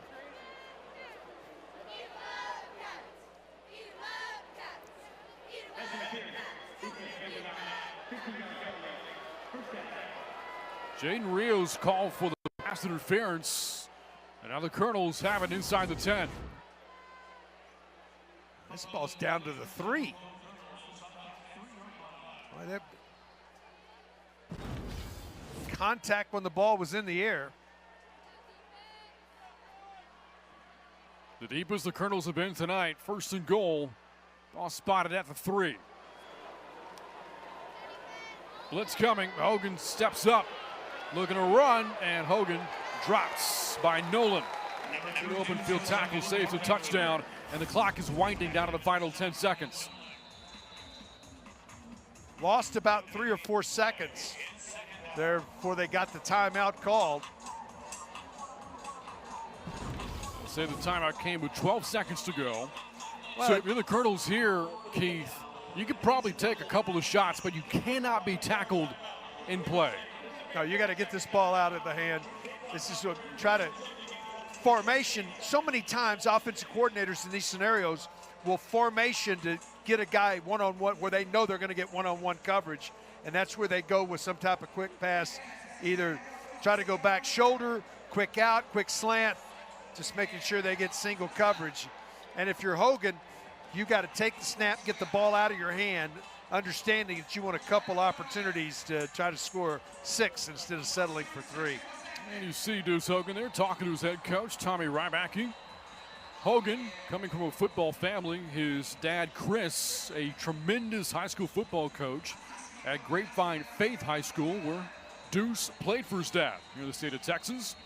Started his college career in the Big Ten at Iowa, later in the SEC in Kentucky, then to New Mexico State, and now it is first year with Nicholls. Add some more time to the clock. They say the Colonels got the timeout call with 16 seconds to go. So on second down, the Colonels can take a couple of shots here to the end zone with this much time left. But any tackle in the field of play, they're going to be in a lot of trouble. Yes. Second and goal from the 3. Hogan rolling, throwing, and the pass is dropped at the goal line. Would have been a walk-in touchdown for Osby. Well, it was a great design. They put him in motion twice, got him motioned out outside. He is wide open, just could not complete the pitch and catch right here. A little bit behind him. Can't hold on to it. Now third down. Plenty of time on the clock to run another play, though. Well, that was a great play design for Nicholls out of the timeout. No doubt. You said it, the pass a little bit behind Osby, but that's a ball he's got to bring it in. 11 play the drive coming up. 13 seconds to go. Toss to the end zone, picked off. Intercepted by Terrell. And Terrell will slide down to the end zone, and that, the first turnover of the season forced by Texas State's defense. Hogan just forced this football, trying to get it in there. His receiver didn't know the ball was even coming his direction. And get down, young man, just get down. But does come up with the turnover, and it saves points. Kamari Terrell, first-year transfer out of Oregon. Played in over 20 games in 3 seasons for the Ducks, primarily in special teams. In his first season at Texas State, and takes ownership of the defense's first INT of the year.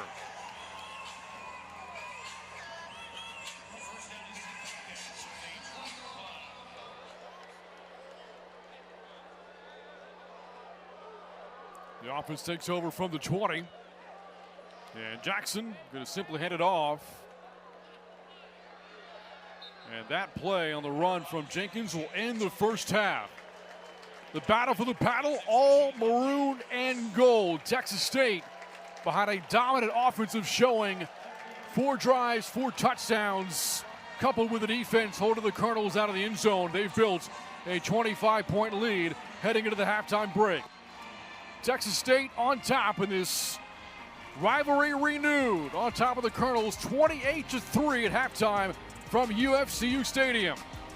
Halftime coverage coming up.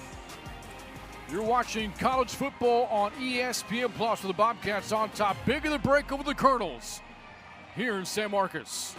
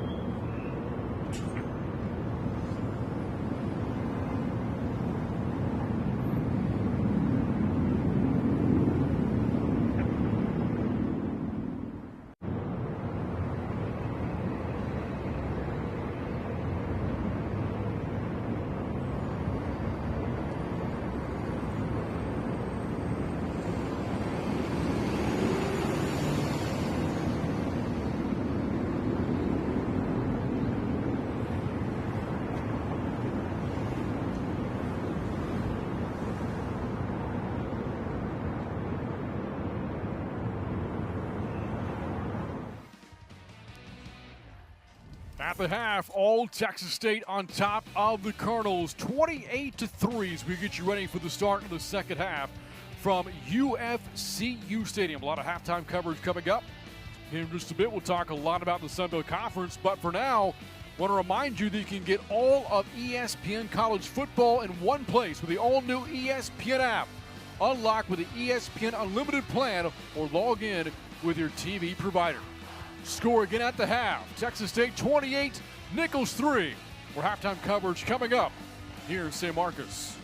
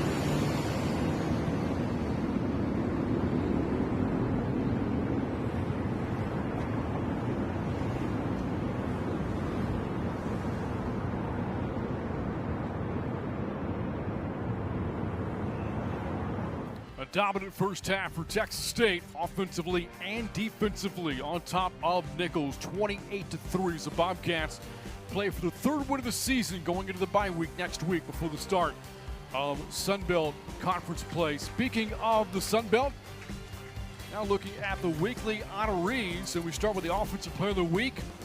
Quarterback from Old Dominion, Colton Joseph, a huge game against Virginia Tech last week. Just an unbelievable. ODU had never gone into Blacksburg and beat Virginia Tech, and he just had an outstanding ball game. Very efficient with the football, and through the air and on the ground, he was just outstanding. If I'd have had a vote, that's who I voted for. Joseph coming onto the scene for the Monarchs a year ago with ODU. Meanwhile, Defensive Player of the Week honor is going to Ian Foster of Southern Miss. You know, and you just look at USM, for me, it's one of those things where they just can't find ways to win ball games. They stay in there and came away with a victory, and the major part of it was Ian. He was just outstanding in that ball game, and he's been really good all season long. Special Teams Player of the Week, those honors going to Dalen Cobb of Georgia Southern, taking a kickoff back for a touchdown against Jacksonville State, 95 yards, the longest in the history of Georgia Southern's Paulson Stadium, as the Eagles beat the Gamecocks last week, 41-34. Our score again at the break, Texas State 28 and Nicholls 3. We'll talk more about the Sun Belt, taking a look at the Week 4 scoreboard after this on ESPN Plus from UFCU Stadium on a Saturday night in San Marcos.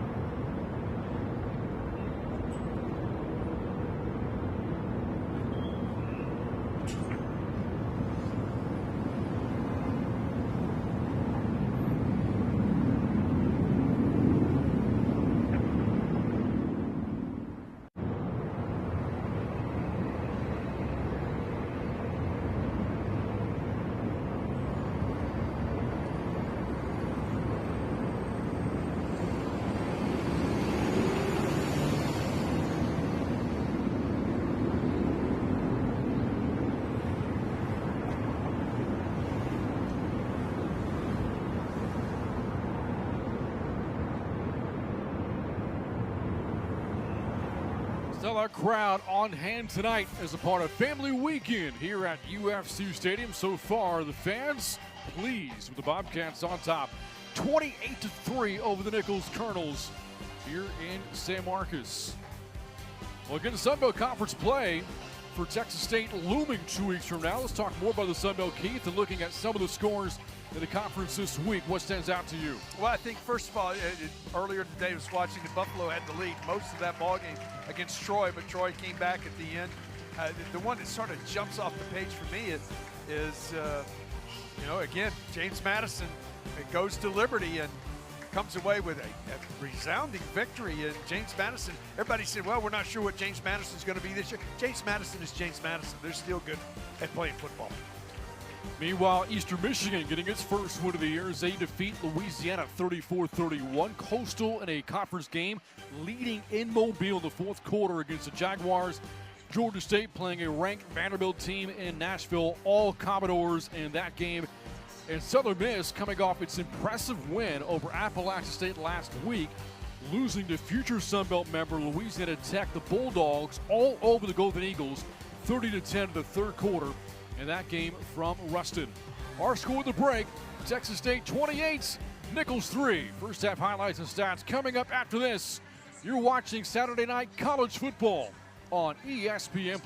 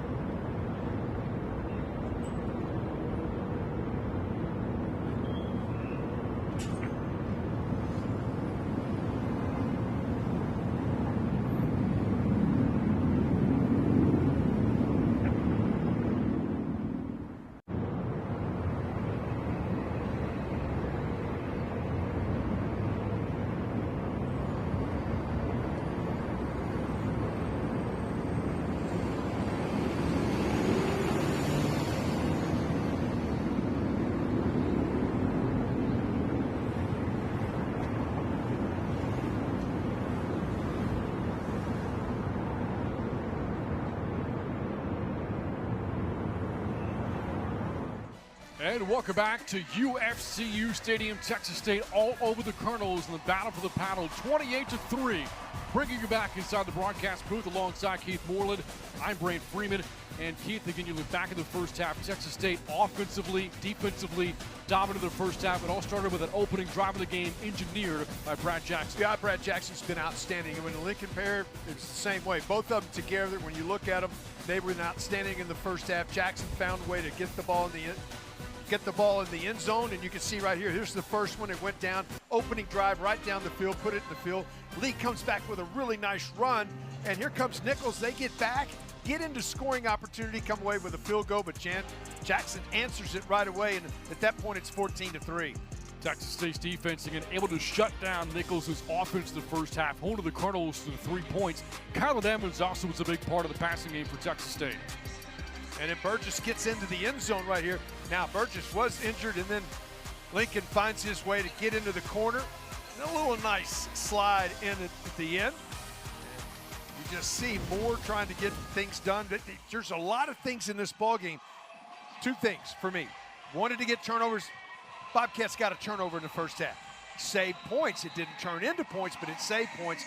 On the other side, when you look at Nicholls, they really couldn't get their offense going in this game. They never got in rhythm other than that first drive of the ball game. You got a long look at Texas State redshirt freshman quarterback Brad Jackson. His numbers in the first half: 9 of 12 passing, 148 yards, no touchdowns but no picks.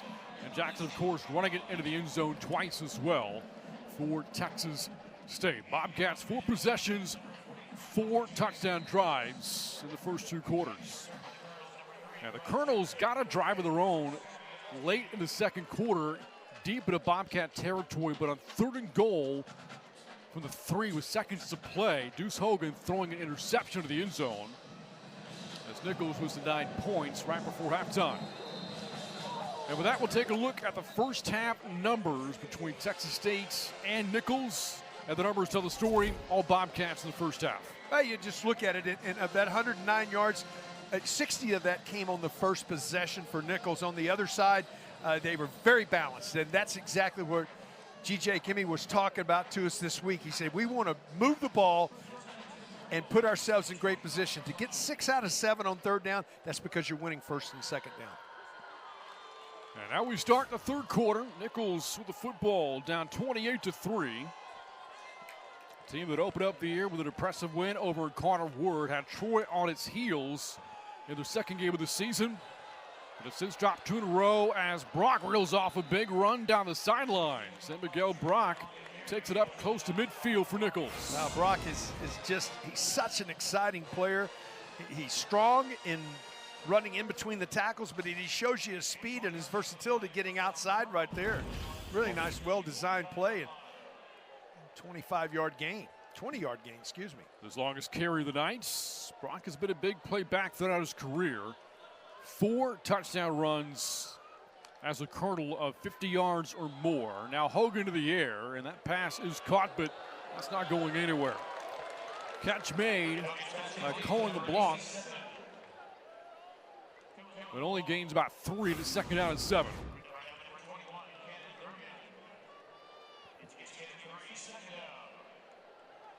After the short game from LeBlanc, 2nd down and 7 here for the Colonels. Opening drive of the 3rd quarter. Nicholls has only scored 7 points in the 3rd quarter of the season. Need a big third quarter tonight to get back into the game. And it's 2nd and 7 for Hogan. Pressure coming. Khalil Alexander pursues and brings him down. A diving sack made back at the 32-yard line. What a great individual effort right there. That's just great effort to make a play, spun out of it, did Hogan, and you think he's going to get out of it to the outside. It just gets a part of his shoestring and his ankle to get him on the ground. Now, instead of being in a manageable 3rd down, they got 3rd and forever. 3rd and 22. Great story for Khalil Alexander. His journey to get to where he is now. Began his career Division II Fayetteville State. Then went to the JUCO ranks. Got his 3rd year at Texas State and a team captain. Screen for Brock, and he takes a hit. Nice tackle On the play there for the Bobcats from Tadarius Collins. The Colonels get some yards back, but not nearly enough for a first down. Set up a nice screen. It's going to be, is there a penalty here? There's a lot of standing around looking to see if there's, this is short of the line of the game. I did not see a penalty flag. Colonels got 12 to play. It's 4th down and 10. It's offensive pass interference. Are they going to back them up here or make it 4th down and punt the football? Well, now it's the flag at the far side of the field, back at the Nicholls 39, and G.J. Kenny will decline this. Pass interference, offense number 85, blocking downfield on a forward pass. Penalties declined. 4th down. You can finally hear the explanation there. I mean, you can't, if the ball goes past the line of scrimmage on a pass, you can't be blocking, and he was blocking. The ball was thrown past the line of scrimmage, so they'll accept the penalty. It's not enough to get the first down. It'll force a punt here on 4th down.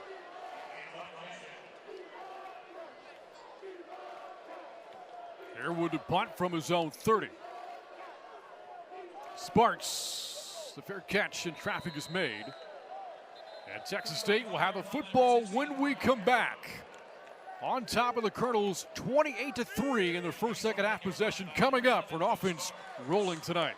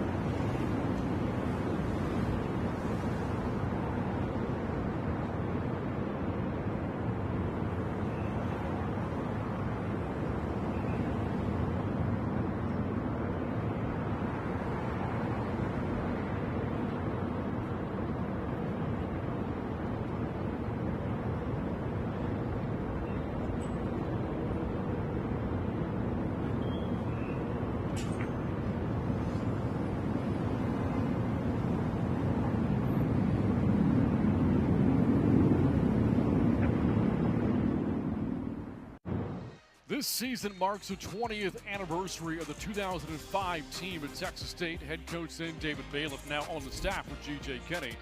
Very special year. 20 years ago, the Bobcats won 11 games, going 11-3. They share the South End regular season title with Nicholls and had a great postseason run, defeating 1AA powerhouse Georgia Southern in the first round, Cal Poly the second, and then played Northern Iowa in a memorable overtime game in this stadium, falling one win shy of making the national championship game that year. I've known Coach Bailiff for 30 years. What a wonderful guy. It's good to see him around the stadium here during the week and around the program. There was a reunion for the team held last night, and a lot of those former players and coaches in attendance for this one this evening as well. And many believe, if not for the 05 season, Texas State wouldn't be where it is today. Look back at the Jalen Jenkins run. He gets the first reps for the Bobcats. The backfield to start the third quarter. Empty backfield for Jackson on 2nd and 10. Jackson's got a wide open target. Evans, or no, it's not Evans on the catch. First catch of the game for Maven Anderson, a transfer out of Cal, with his first catch of the year. I like the way he slid down and made sure he secured the football for the first down. Getting to see some different folks now. Gain of 16. Jenkins now the carry, spins out of a tackle, and then drops. Just short of the 40-yard line, short gain to play. Sullivan on the tackle, and it's 2nd and 9. Yeah, really nice play by Sullivan. That's a good, sure tackle. Shot in and made the plays. He tried to bounce it to the outside. On 2nd down, Jackson gives to Jenkins again. Jenkins, second to transfer out of Washington State. Second of the team in carries after Lincoln Perry this year. Had a huge touchdown run at the Alamo Dome against UTSA. Now the Bobcats looking at 3rd down and 4. Might see more of Jenkins tonight as Torrance Burgess left the game with an injury. And we have not, or now we do see for the first time, Greg Burrell into the game in the backfield. Bobcats the first half, 6 of 7 on 3rd down. Jackson, all kinds of time over the middle, wide open target into midfield. Is Titus Lyons in the 1st down for Texas State. Well, just outstanding job. 5 guys up front made this play. Just no pressure. He had plenty of time. It's the 5th receiver he looked at, Brent. Now Jackson on 1st down, going to tuck and run to the sidelines. Got pushed out by Hayden Shaheen. Positive pickup of 3 yards will set up 2nd and 7. Well, right here, it's nobody open. Just put it down and got out of bounds. You don't want Jackson taking any more hits. But you reference the time he's had to throw. He can get to progressions 4 and 5 right now. On 2nd and 7, it's Jenkins, or Burrell, I beg your pardon, and Burrell. Nice physical run into the secondary. That'll move the chains for the first-year transfer out of UNLV.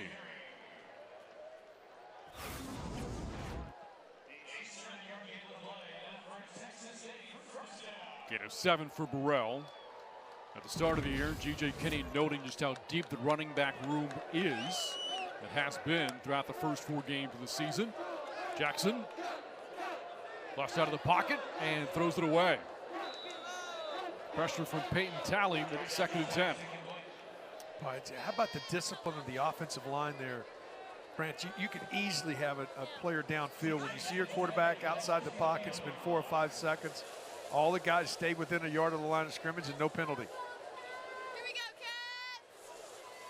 This offensive line is literally the biggest one of the FBS. Average height and weight. Texas State bigger than anybody else's. Front 5. The anchors up there, Dorian Strachan and Talik Laquette. Now 2nd down and 10. Jackson off the play fake, going down the sidelines, incomplete. Evans, the intended target, defended by McCowan. 3rd and 10 for the Bobcats. He got knocked off his route early, and that was one where Jackson was trying to throw a back shoulder, just knocked off his route, never could get on the route. We haven't seen many 3rd and longs in this game tonight. I was just thinking the same thing. Texas State has been dominant at 1st and 2nd down. The Colonels have not had them staring at 3rd and 10 very much.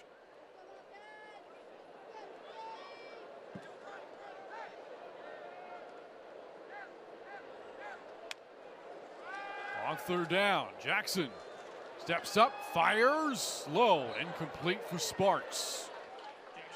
That's good coverage in the secondary there. Evans and Clark were trying to do a move together down the middle of the field. Safety and linebackers did a nice job of staying home. I would think this is going to lead to a punt. Promising drive for the Bobcats stalls in Colonel's territory. Unless there's a penalty on this punt, this will mark the first time Texas State will have come up empty on a drive tonight.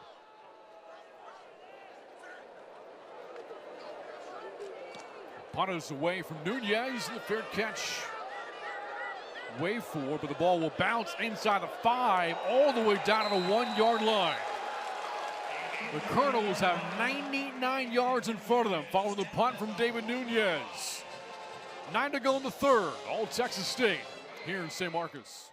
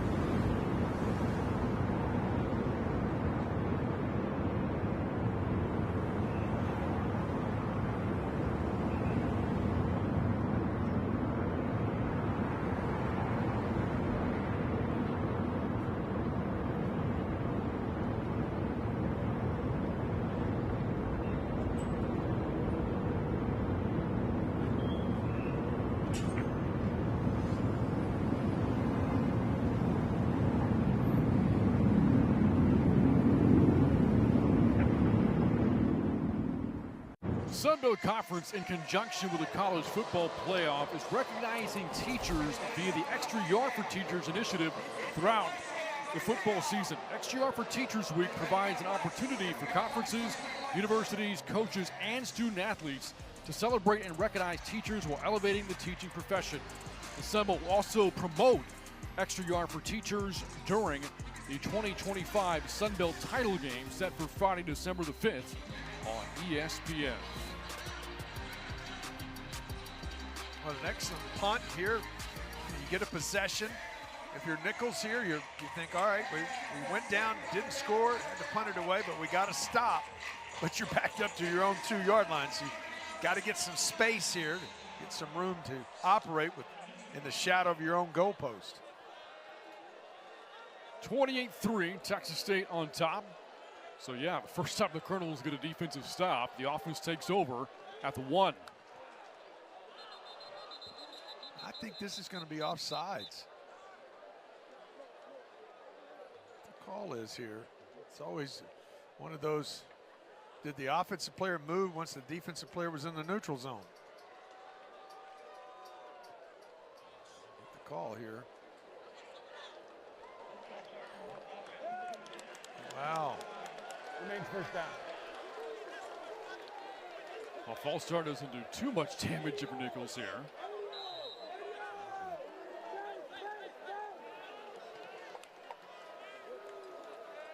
A lot of times teams will spread it out in this situation and try to throw something down the field pretty quickly. Hogan will take the snap out of his end zone about 5 yards deep. Hands off to Brock and make it Lee. And Lee barrels ahead of the 6. Some breathing room for the Colonels after the first down run.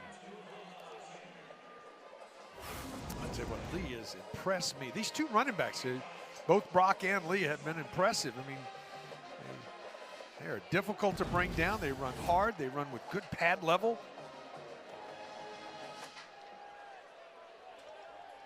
And Lee remains the backfield here for the Colonels on 2nd down and 6. It's Lee again. Off that left side and close to a first down, short by a couple of yards. Colonels playing a Sun Belt team for the second time this year. Really had Troy on their heels. They led the Trojans by 7 going into the fourth quarter, still up with less than 9 minutes to go before Troy came back to win that game, scoring 3 touchdowns over the final 8 minutes to avoid the upset. And then Troy tonight, a big come from behind win of its own at Buffalo. Absolutely, that was a big come from behind win. 3rd down and 2.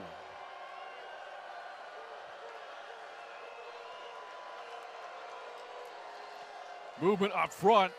Lee on the run, forced out towards the sideline. Saw the Bobcat maybe jumped offside. Didn't see a flag in the play though, and now it's 4th down. No, I didn't see a flag either, and they did stop him short. Nicholls is going to have to punt the football. Offense will have to come off the field. Nice job of securing the corner. Turning it back to the inside, God help. A 3 and out.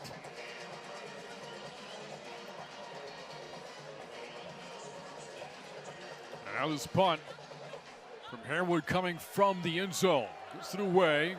Could be a chance at a return for Sparks and makes the catch, diving forward. And the Bobcats will start in Colonel's territory, leading 28-3 halfway through the 3rd quarter. It's all Bobcats.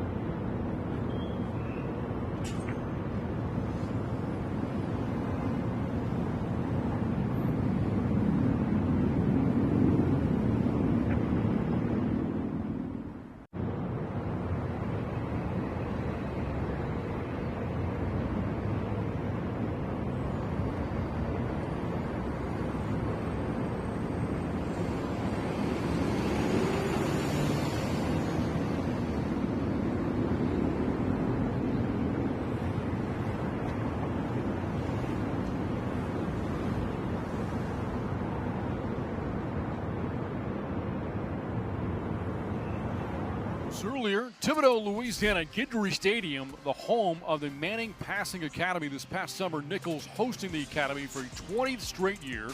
Of course, hosted by the Manning family. And there you see Archie, Cooper, Peyton, and Eli all pictured. The academy over the years has produced so many successful quarterbacks, including Jaden Daniels, first-round pick of the Commanders a couple of years ago, and of course led Washington to the NFC Championship game this past year. First play of the series for the Bobcats, short run for Jalen Jenkins. Bobcats starting their second drive of the half in Colonel's territory at the Nicholls 46. And trying to stay balanced with the running game. Defensive front's had a pretty good second half so far for Nicholls. On second down and 10, delay run for Jenkins and barrels ahead. Up to the 42 will bring up third down and 6. If you can get third, 6, and 7, you put yourself where your defense can make plays, and they've done that here in the first 2 possessions, even though this possession, great starting field position for the Bobcats. And that Greg Burrell into the backfield spelling Jenkins here. Haven't seen Lincoln Perry in the second half for Texas State. Third and 7. Jackson steps up. He can run. Slides. Gave himself up at around the 35 and enough for a first down. Now you got to know where you're going to start that slide because they're going to move it back. He made sure he was by the chains and got down. Just a really nice job. Is a player down for Nicholls. Training staff comes out. We've seen a few players go down to injury tonight. Bobcats, of course, lost Torrance Burgess early in the game. Taylor Thibodaux on the opening kickoff for the Colonels. After a blindside block, limped his way off the field. Well, you get to late September. Most of the teams are finishing their non-conference schedules right now, and you get that last weekend in September. If our first weekend of October, you're into conference play, and that's when you want to stay healthy. So any of these guys that are going down, no matter what league you're playing in, you would like to stay as healthy as you can to get into league play.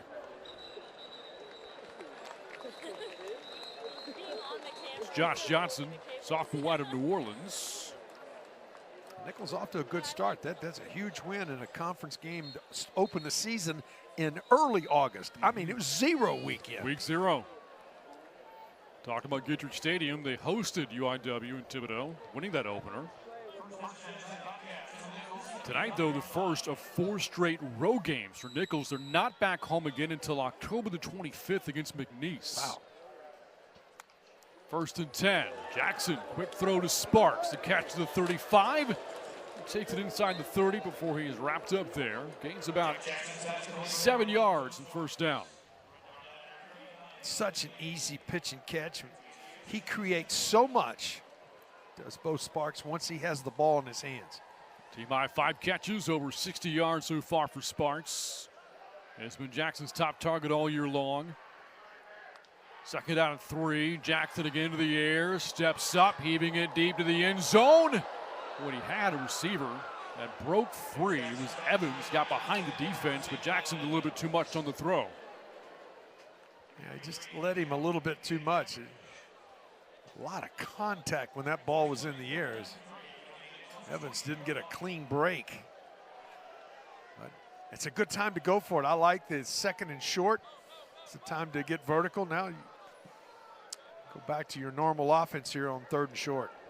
Texas State 8 of 10 on third down. It's Burrell picking his way through the defense spot of the football, though. He's going to be short here.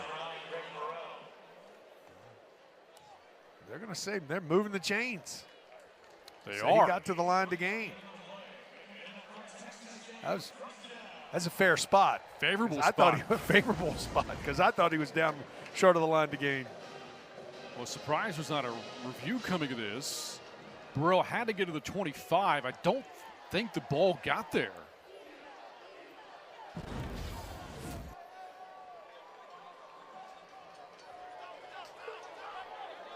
But no review coming. After the first down pickup, Jackson hands to Burrell. Inside the 20 he goes on a gain of 7 more. And again, the Bobcats have made a habit of winning first down the entire night. Exactly. And we've seen 4 different running backs, all of them been effective. 2nd down and 2. Jackson steps up on the run. Brad Jackson slides again. I'll remind you that the biggest point of emphasis for G.J. Kinney tonight all year long is to keep his redshirt freshman quarterback healthy. Don't take an unnecessary hit. No, get down. I mean, to see him get outside. And I would think if they find a way to get points on this drive, we might be the last series we get to see Brad Jackson tonight. 9th play of the drive coming up. Quick pass into the flat to Sparks and spun down near the line of scrimmage by Sullivan. Former Sunbelt player, second-year transfer from Coastal Carolina. 2nd down and long coming up for the Bobcats as we approach the final 3 minutes of a fast-moving third quarter. That's a really nice play right there. It looked like it was set up for Sparks to maybe make a move, split the defense. Made a nice tackle, make it 2nd and long. Bobcats over 350 yards of offense tonight. The Colonels just 137. Long handoff to Burrell, and with one hand has possession of the football, left it out there dangerously. Upended by Rogers right around the 5-yard line. That's going to get a talking to by the head coach as he comes straight to the sidelines, and he's going to, first thing he's going to say to you, I love your play, but you got to protect the football. You got to get it out of one hand. And you know, that's so many times it cost you a little playing time. Come over here with me. Let's talk about this. And he didn't give it up. He didn't lose it, but that was all about protection. There, look at G.J. Kinney, record of 18-11 through his 2+ seasons at Texas State. There again, the lack of ball security by Burrell.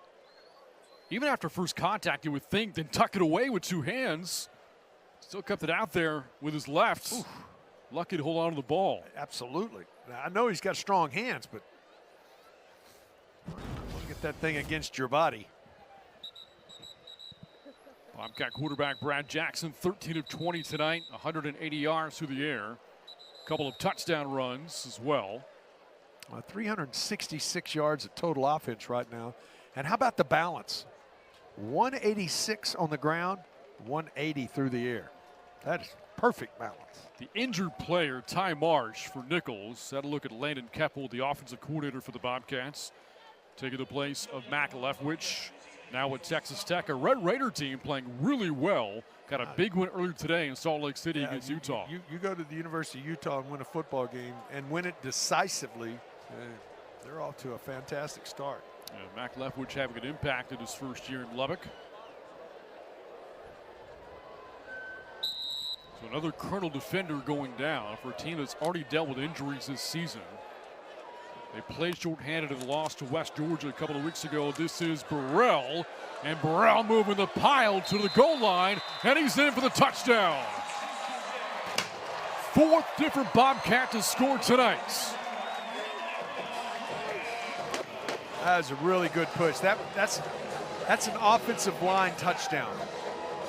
Burrell did a nice job of running and keeping the feet moving, but those big bodies just pushing that line of scrimmage. Get some separation now here late in the third quarter. Bobcats 11-play drive, eating up more than 4.5 minutes. And Robles out for the point after.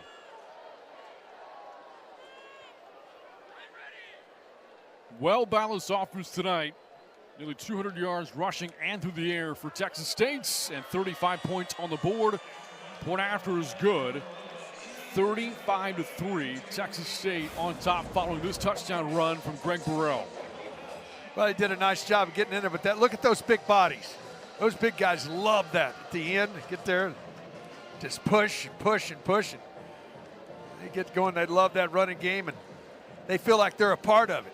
They feel like, hey, running backs got the football, but we pushed across that end line for the touchdown. Got some separation. Now, don't know how much we may see another series, Brant, with the front line guys playing defense, but I think that's the last we will see of of a lot of the guys front line offensively. I think not going to risk any injury going into the fourth quarter with a 32-point lead. And also going into the bye week, want as many healthy bodies as possible. Absolutely. Heading into the bye before the start of Sun Belt play, the opener in Jonesboro against Arkansas State. First weekend of November. Michael James, the kickoff. And as he's done all night long, into the end zone for a touchback. We were talking about G.J. Kennedy earlier and the job he's done at Texas State, doing so as one of the youngest head coaches in the country.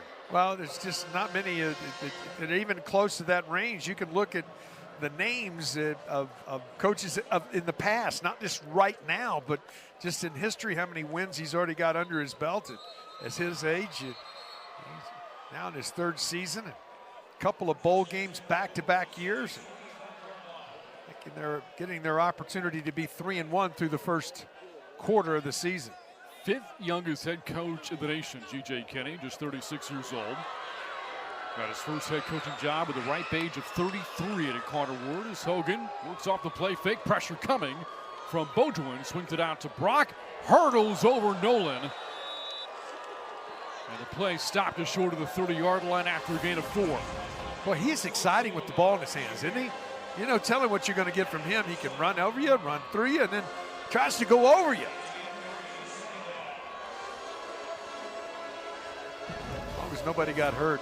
I kind of think running, you might stay on the ground.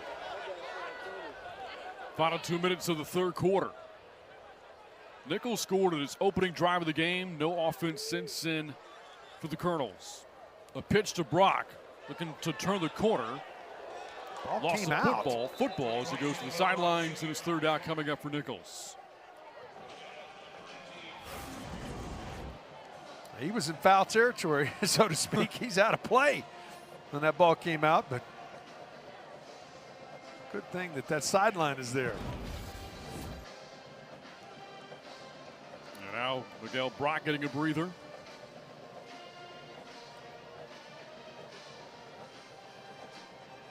Talked about the Colonels game at Troy, near upset over a Sun Belt Conference team.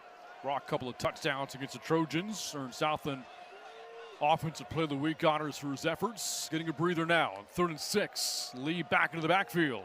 Hogan throws, completes.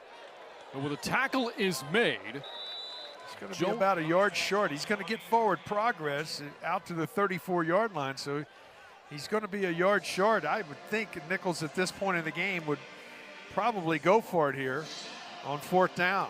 Craig Royal the tackle for the Bobcats after the catch made by Hunter. 4th and 1, offense stays out there. A tush-push look for the Colonels.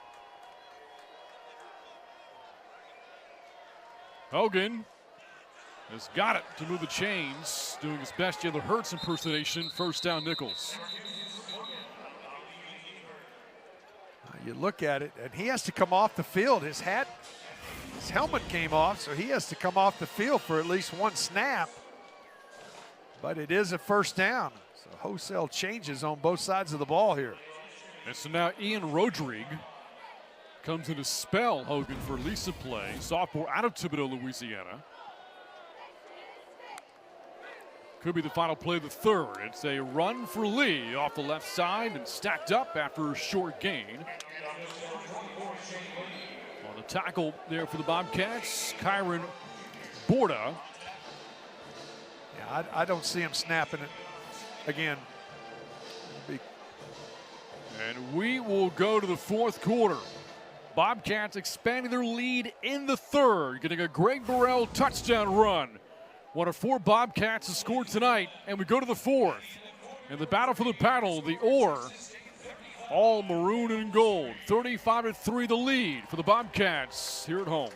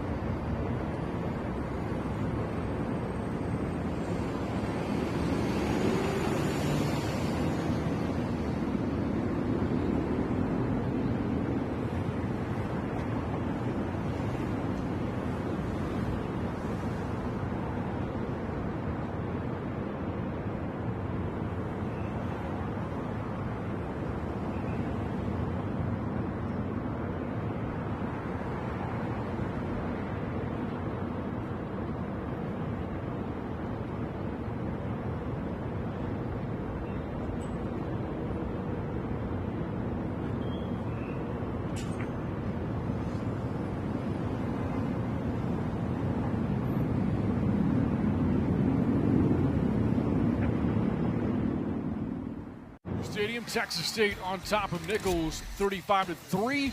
Big offensive night tonight for redshirt freshman quarterback Brad Jackson. Yeah, he's done an outstanding job. You can see, take his time here. This is a great pitch and catch with Evans. He's just been so proficient, finding his receivers, not forcing the football, also using his legs when he needs to. Bobcats' lone third quarter touchdown. There you saw to the end from Burrell.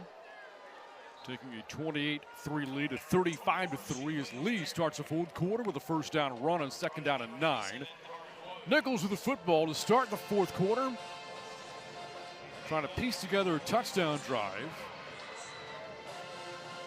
Last time the Bobcats held an opponent out of the end zone not too long ago. And the rout of Southern Miss here at UFCU Stadium a season ago. Number of backups into the game right now for Texas State on defense. The game well in hand as we start the fourth quarter. Hogan hands that to Brock, who squeezes forward for a couple of yards before he's ankle tackled there by Jones.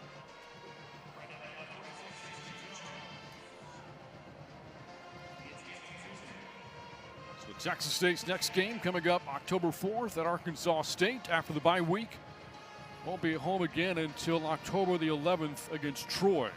I believe that's not a weekend game as well.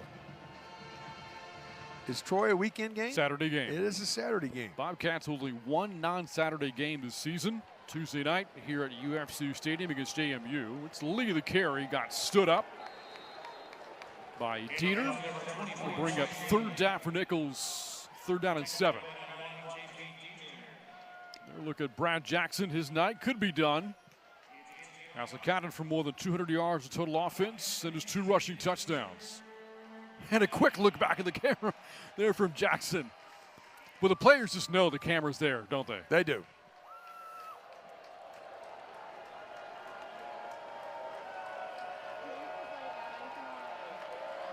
Third and 7. Hogan setting up a screen for Brock. He's got a lot of room down the sidelines at a first down for Nicholls. You know, Brad Jackson, the 4th different starting quarterback for G.J. Kenney in his 4 years as a head coach. Lindsey Scott, the 1 year to Carter Word. T.J. Finley, first year at Texas State. Jordan McLeod a year ago. And Jackson this year, what the other 3 had in common was prior experience. For Jackson, no starts under his belt coming into this year.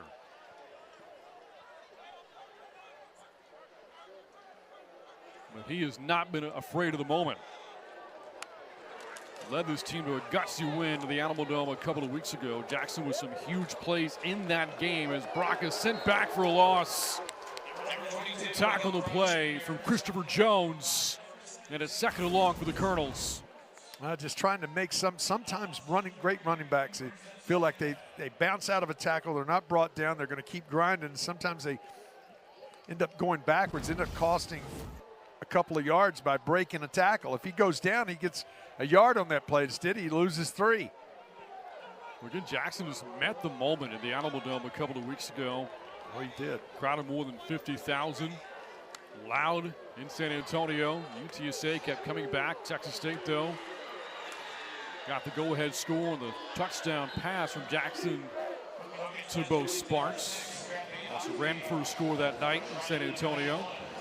Tackle there from Dieter will bring up third down and 8 for Nicholls after a gain of 5 to Dufresne.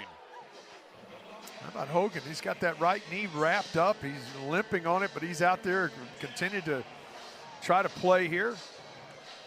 Not moving around like he did early in the ball game. Well, the last completion to Osby, beg your pardon. Just 72 yards passing for Hogan all night.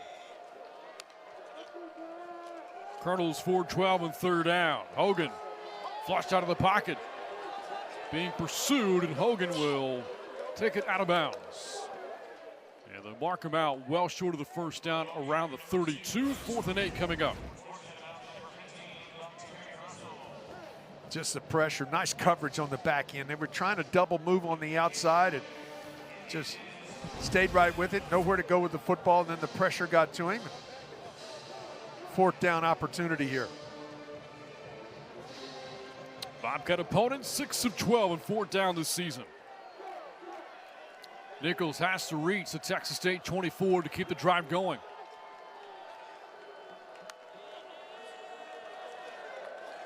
Hogan steps up over the middle. Pass is caught but short of the first down. Brock the catch, tackle from Nolan. And the Bobcats will take over on downs. Well, that's a really nice play by Ryan Nolan. Comes across here, makes a sharp, accurate tackle, and ball goes over on downs. Bobcats the football and a 32-point lead when we come back on ESPN+.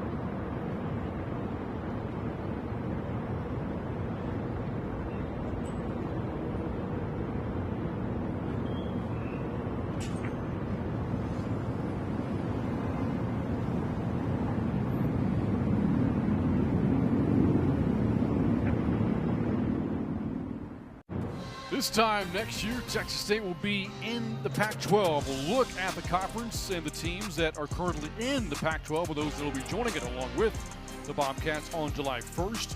Fresno State, Bulldogs playing well after a season opening loss. They're 3-1. Texas State, one of three teams sitting at 2-1 among the future Pac-12 members. Did notice there at the bottom, Oregon State, the Beavers, of course, one of the foundation programs in the Pac-12, winless this year. The record coming into the day, 0-3, losing to rival Oregon in Eugene. The Beavers are 0-4 on the season. And it'll be interesting, Keith, to keep track of the Pac-12 all year long as the Bobcats prepare to embrace a new conference. Yeah, it's going to be interesting to start watching that, and I know that a lot of folks are paying attention to all the membership, and I'm not sure that they're finished getting all the members of that league. Keldrick Luster and a quarterback for the Bobcats, as Keith and I had assumed the night is done for Brad Jackson, as Luster takes that for a couple of yards to bring up third down for Texas State. Of course, not pictured in that graphic to the programs that don't play football but will be joining the Pac-12 and other sports, Gonzaga and Dallas Baptist. Gonzaga, spring sports. Guys, I figure basketball finishes in April is a spring sport, and baseball very good in both of those. Dallas Baptist, one of the best baseball programs in the country. Third down and 7. Luster getting his second series of the season. Back to throw. And a completion across the 40-yard line. Anderson, second catch of the night. The drive continues for Texas State's backups. Well, that's a really nice job of stepping into this, though, recognizing the coverage on the outside. It's a difficult throw. He's from this hash, throwing all the way across the field. It puts a nice spin on it and completes the third down and moves the chains here. Under 9 to go in the fourth quarter. But all Texas State. Opening drive of the game with 92 yards. Drive ending on a Brad Jackson touchdown run. They haven't looked back since.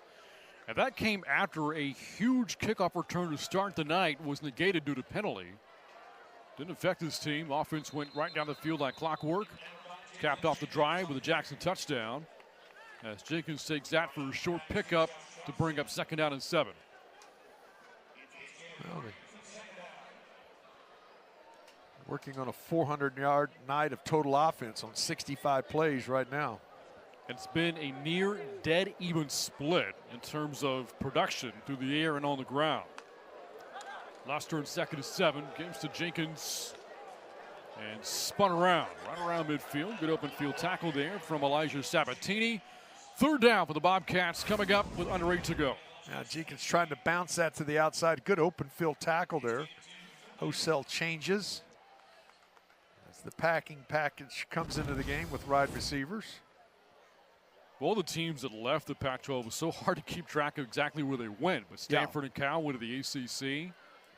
Arizona State, Utah, Colorado all going to the Big 12. Luster to throw, steps up, fires near the sidelines looking for Anderson. Broken up, incomplete. Broken up by Rogers, and it brings up 4th down and 6. UCLA, USC, Oregon, Washington all going to the Big 10.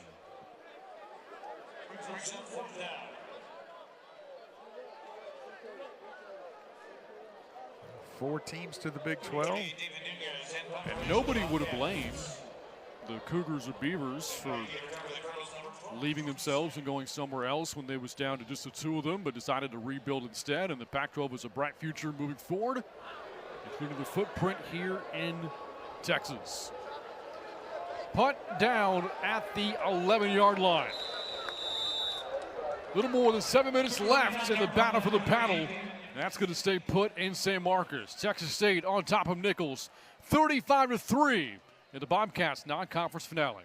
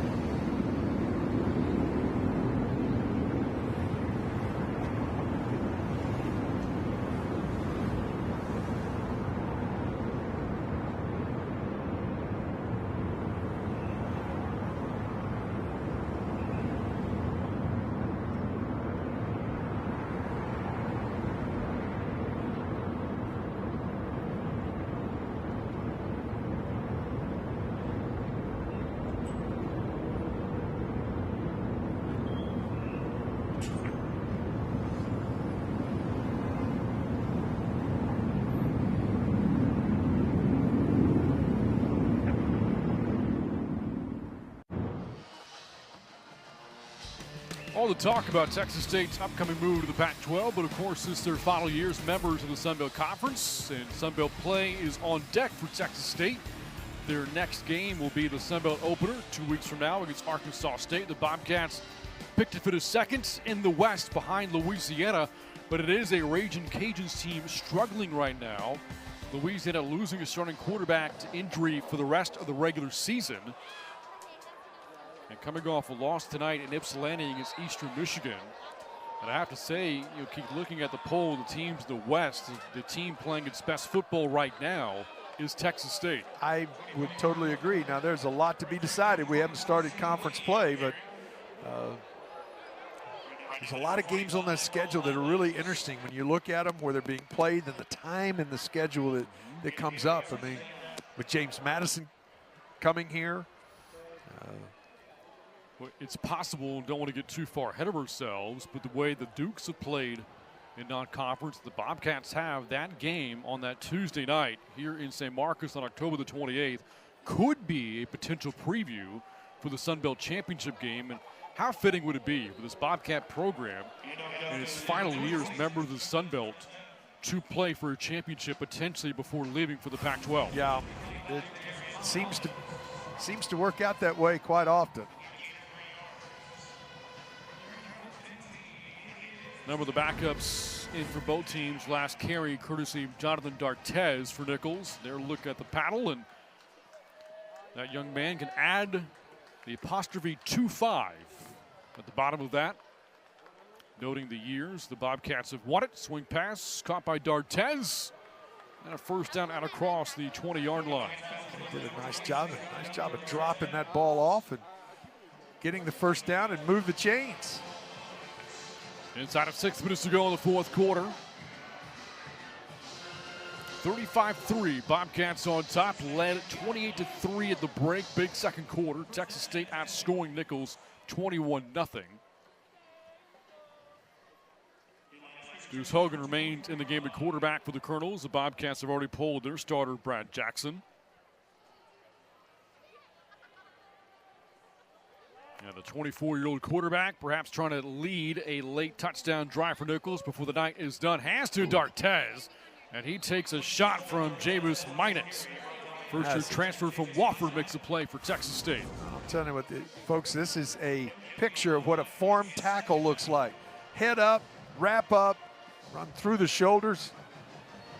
It's an excellent play right there for no gain.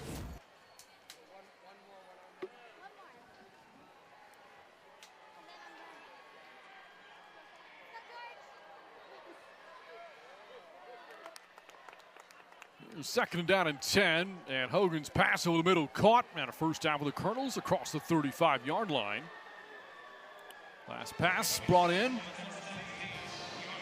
by McQuaid. That'll move the sticks for Nicholls. Yeah, wearing a different number tonight, 17 instead of 10.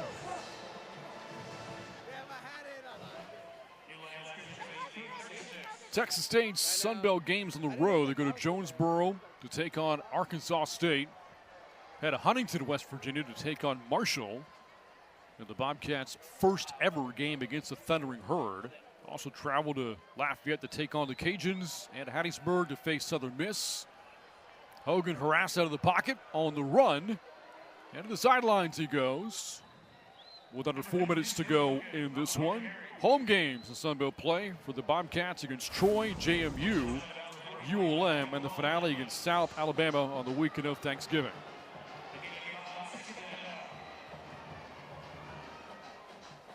You love those meaningful games at home late in the season. If you make early in the season, make those meaningful. They're fun times to have home games that mean a lot. They could mean a lot. On second down, run to the outside goes nowhere. Losing his helmet in the process, DeVark Woods on the tackle for the Bobcats on the carry from DK Kinsey. This third down coming up for the Colonels. Wrapped him up, get the tackle, but have to come off the field. Disappointing when that helmet comes off. Haven't gotten an official attendance number tonight. But it was a big one. It's a good crowd. Sellout crowd has since filed out for the most part. There have been 4 crowds in the history of the stadium of over 30,000. The official capacity is 28. There's been external seating brought in before, and fans, of course, of the South End Zone Complex able to take in the games now. The record crowd was set Offside. in 2016. Defense with contact, number 41. 5-yard penalty results in first down. As the offsides penalty gives the Colonels their fresh set of downs. 2016, the Bobcats played third-ranked Houston. Tom Herman, the head coach at the time for the Cougars. 33,133 filled the stands that night. And the first ever game here in renovated, then known as Bobcat Stadium in 2012, Texas State's first ever home FBS game. More than 33,000 to see Texas State take on Texas Tech. I remember both of those games very well. Dennis Franchione, the head coach of the Bobcats at the time. Tommy Tuberville, the head coach for the Red Raiders then. A couple of years after that, more than 32,000 watched the Bobcats host Navy in 2014, and more than 31,000 here for the Bobcats and Roadrunners in 2017. Tonight's attendance figures should be close to those by the time it's all said and done. And that carry will carry us into the 2-minute timeout.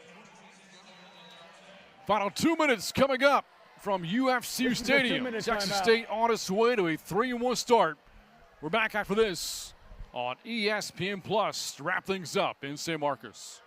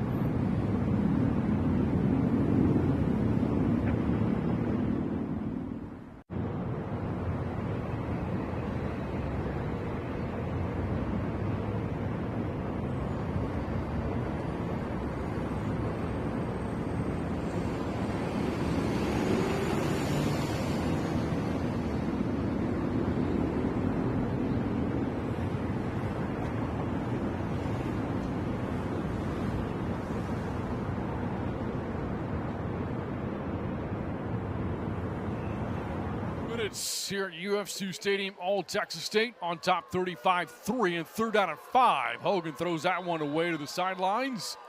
And harassed by the Texas State pass rush. Coming up next for the Bobcats, Sunbelt opener at Arkansas State after the bye week. The kickoff time is yet to be announced from Centennial Bank Stadium, the game in Jonesboro. Meanwhile, for the Colonels, they do play next week on the road at Eastern Kentucky in Richmond. An all-FCS game, a 5 p.m. kickoff between the only two teams in the country, the Division I level, named the Colonels. Yep. Bobcats with nobody back here. They just let them punt it, get away from it. And the punt from Harewood will bounce into the end zone for a touchback. And we'll step aside. The final minute 44 coming up with the Bobcats wrapping up non-conference play tonight against the Nicholls Colonels.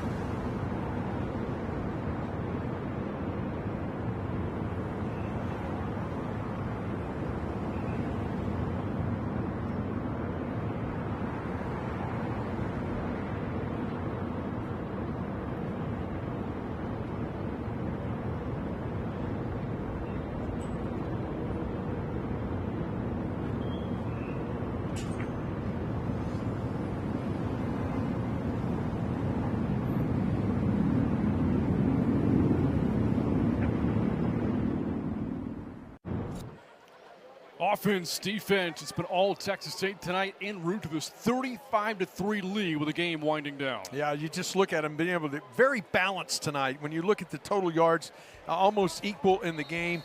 Everybody getting involved, got their first turnover of the season with a pick down at the end, right at the end of the half. And then the defense comes up with a couple of sacks. A lot of different guys getting the opportunity to get to the end zone. It's been a really good performance by the Bobcats tonight. We did get an official attendance figure tonight, 31,500, fourth largest crowd in the history of this stadium, and the fifth ever of more than 30,000 here at UFCU. New quarterback into the game for the Bobcats. It's Gerner in now for Texas State. There was a fumble on the play. Holding Gerner, and the Bobcats cough it up. Ball comes out, and Nicholls gets the turnover. Ruling on the field is a fumble recovered by the defense. First down, Nicholls State.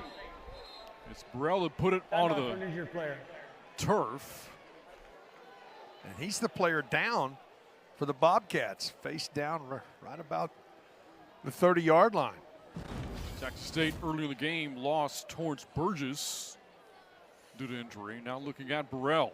Well, you just look at the a room that was really good and really deep, but two players. This is an injury here. It gets cut in half. Yeah, the depth being tested.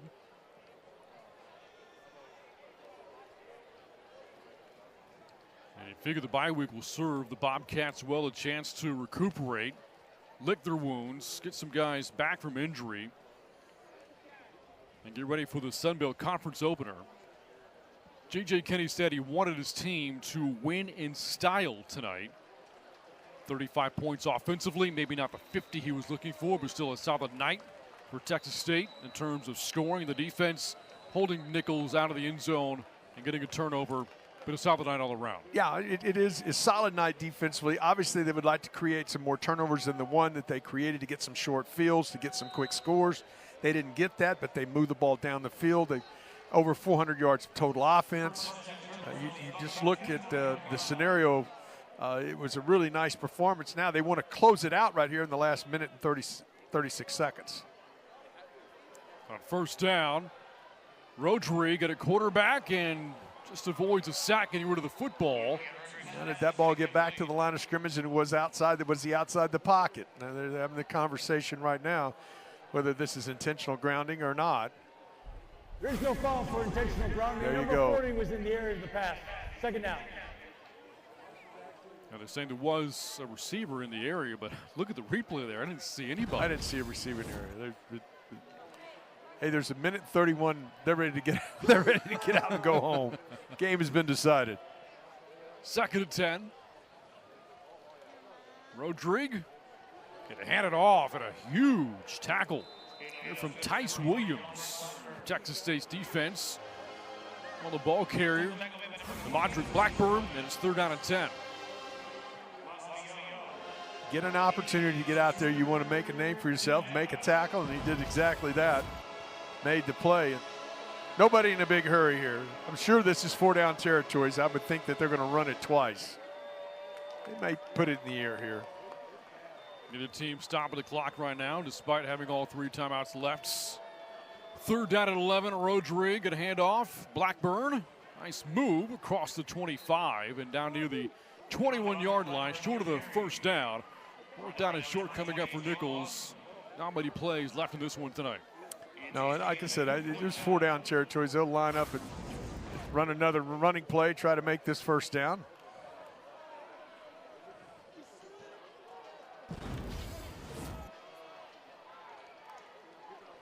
Fourth and 3.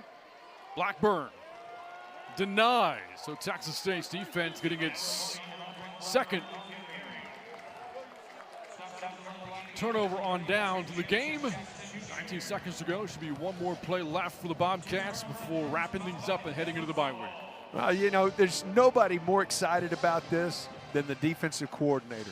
Because when you go out, you try to develop a game plan, you got backups in the game, but you still want to keep people out of the end zone. It is important to note when you look up, you say, hey, we didn't give up 6 points. We gave up a field goal. It's not a shutout, but still, you can see the excitement of getting that stop right there, and defensive coordinators love it. Bobcats now the victory formation.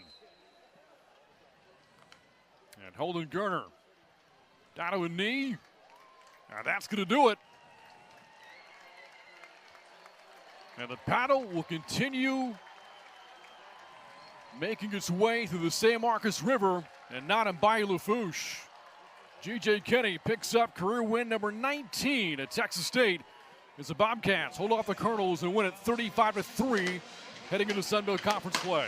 Well, it was the kind of performance that you were looking for, you were anticipating.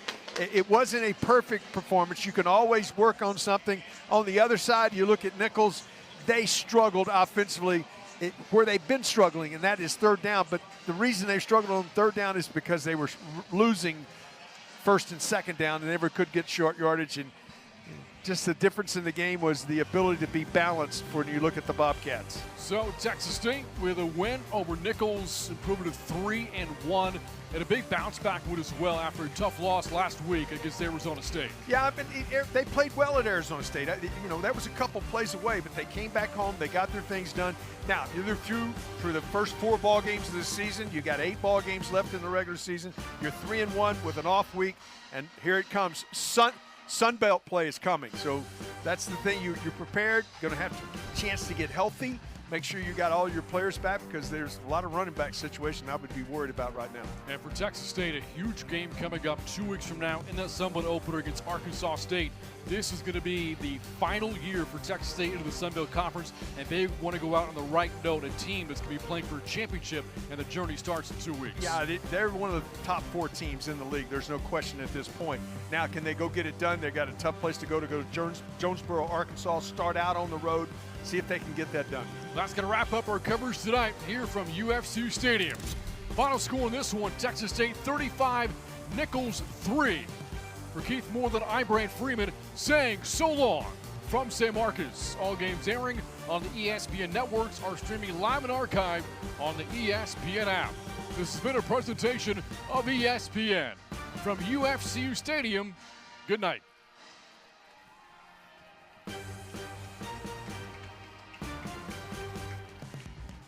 Thanks, everybody.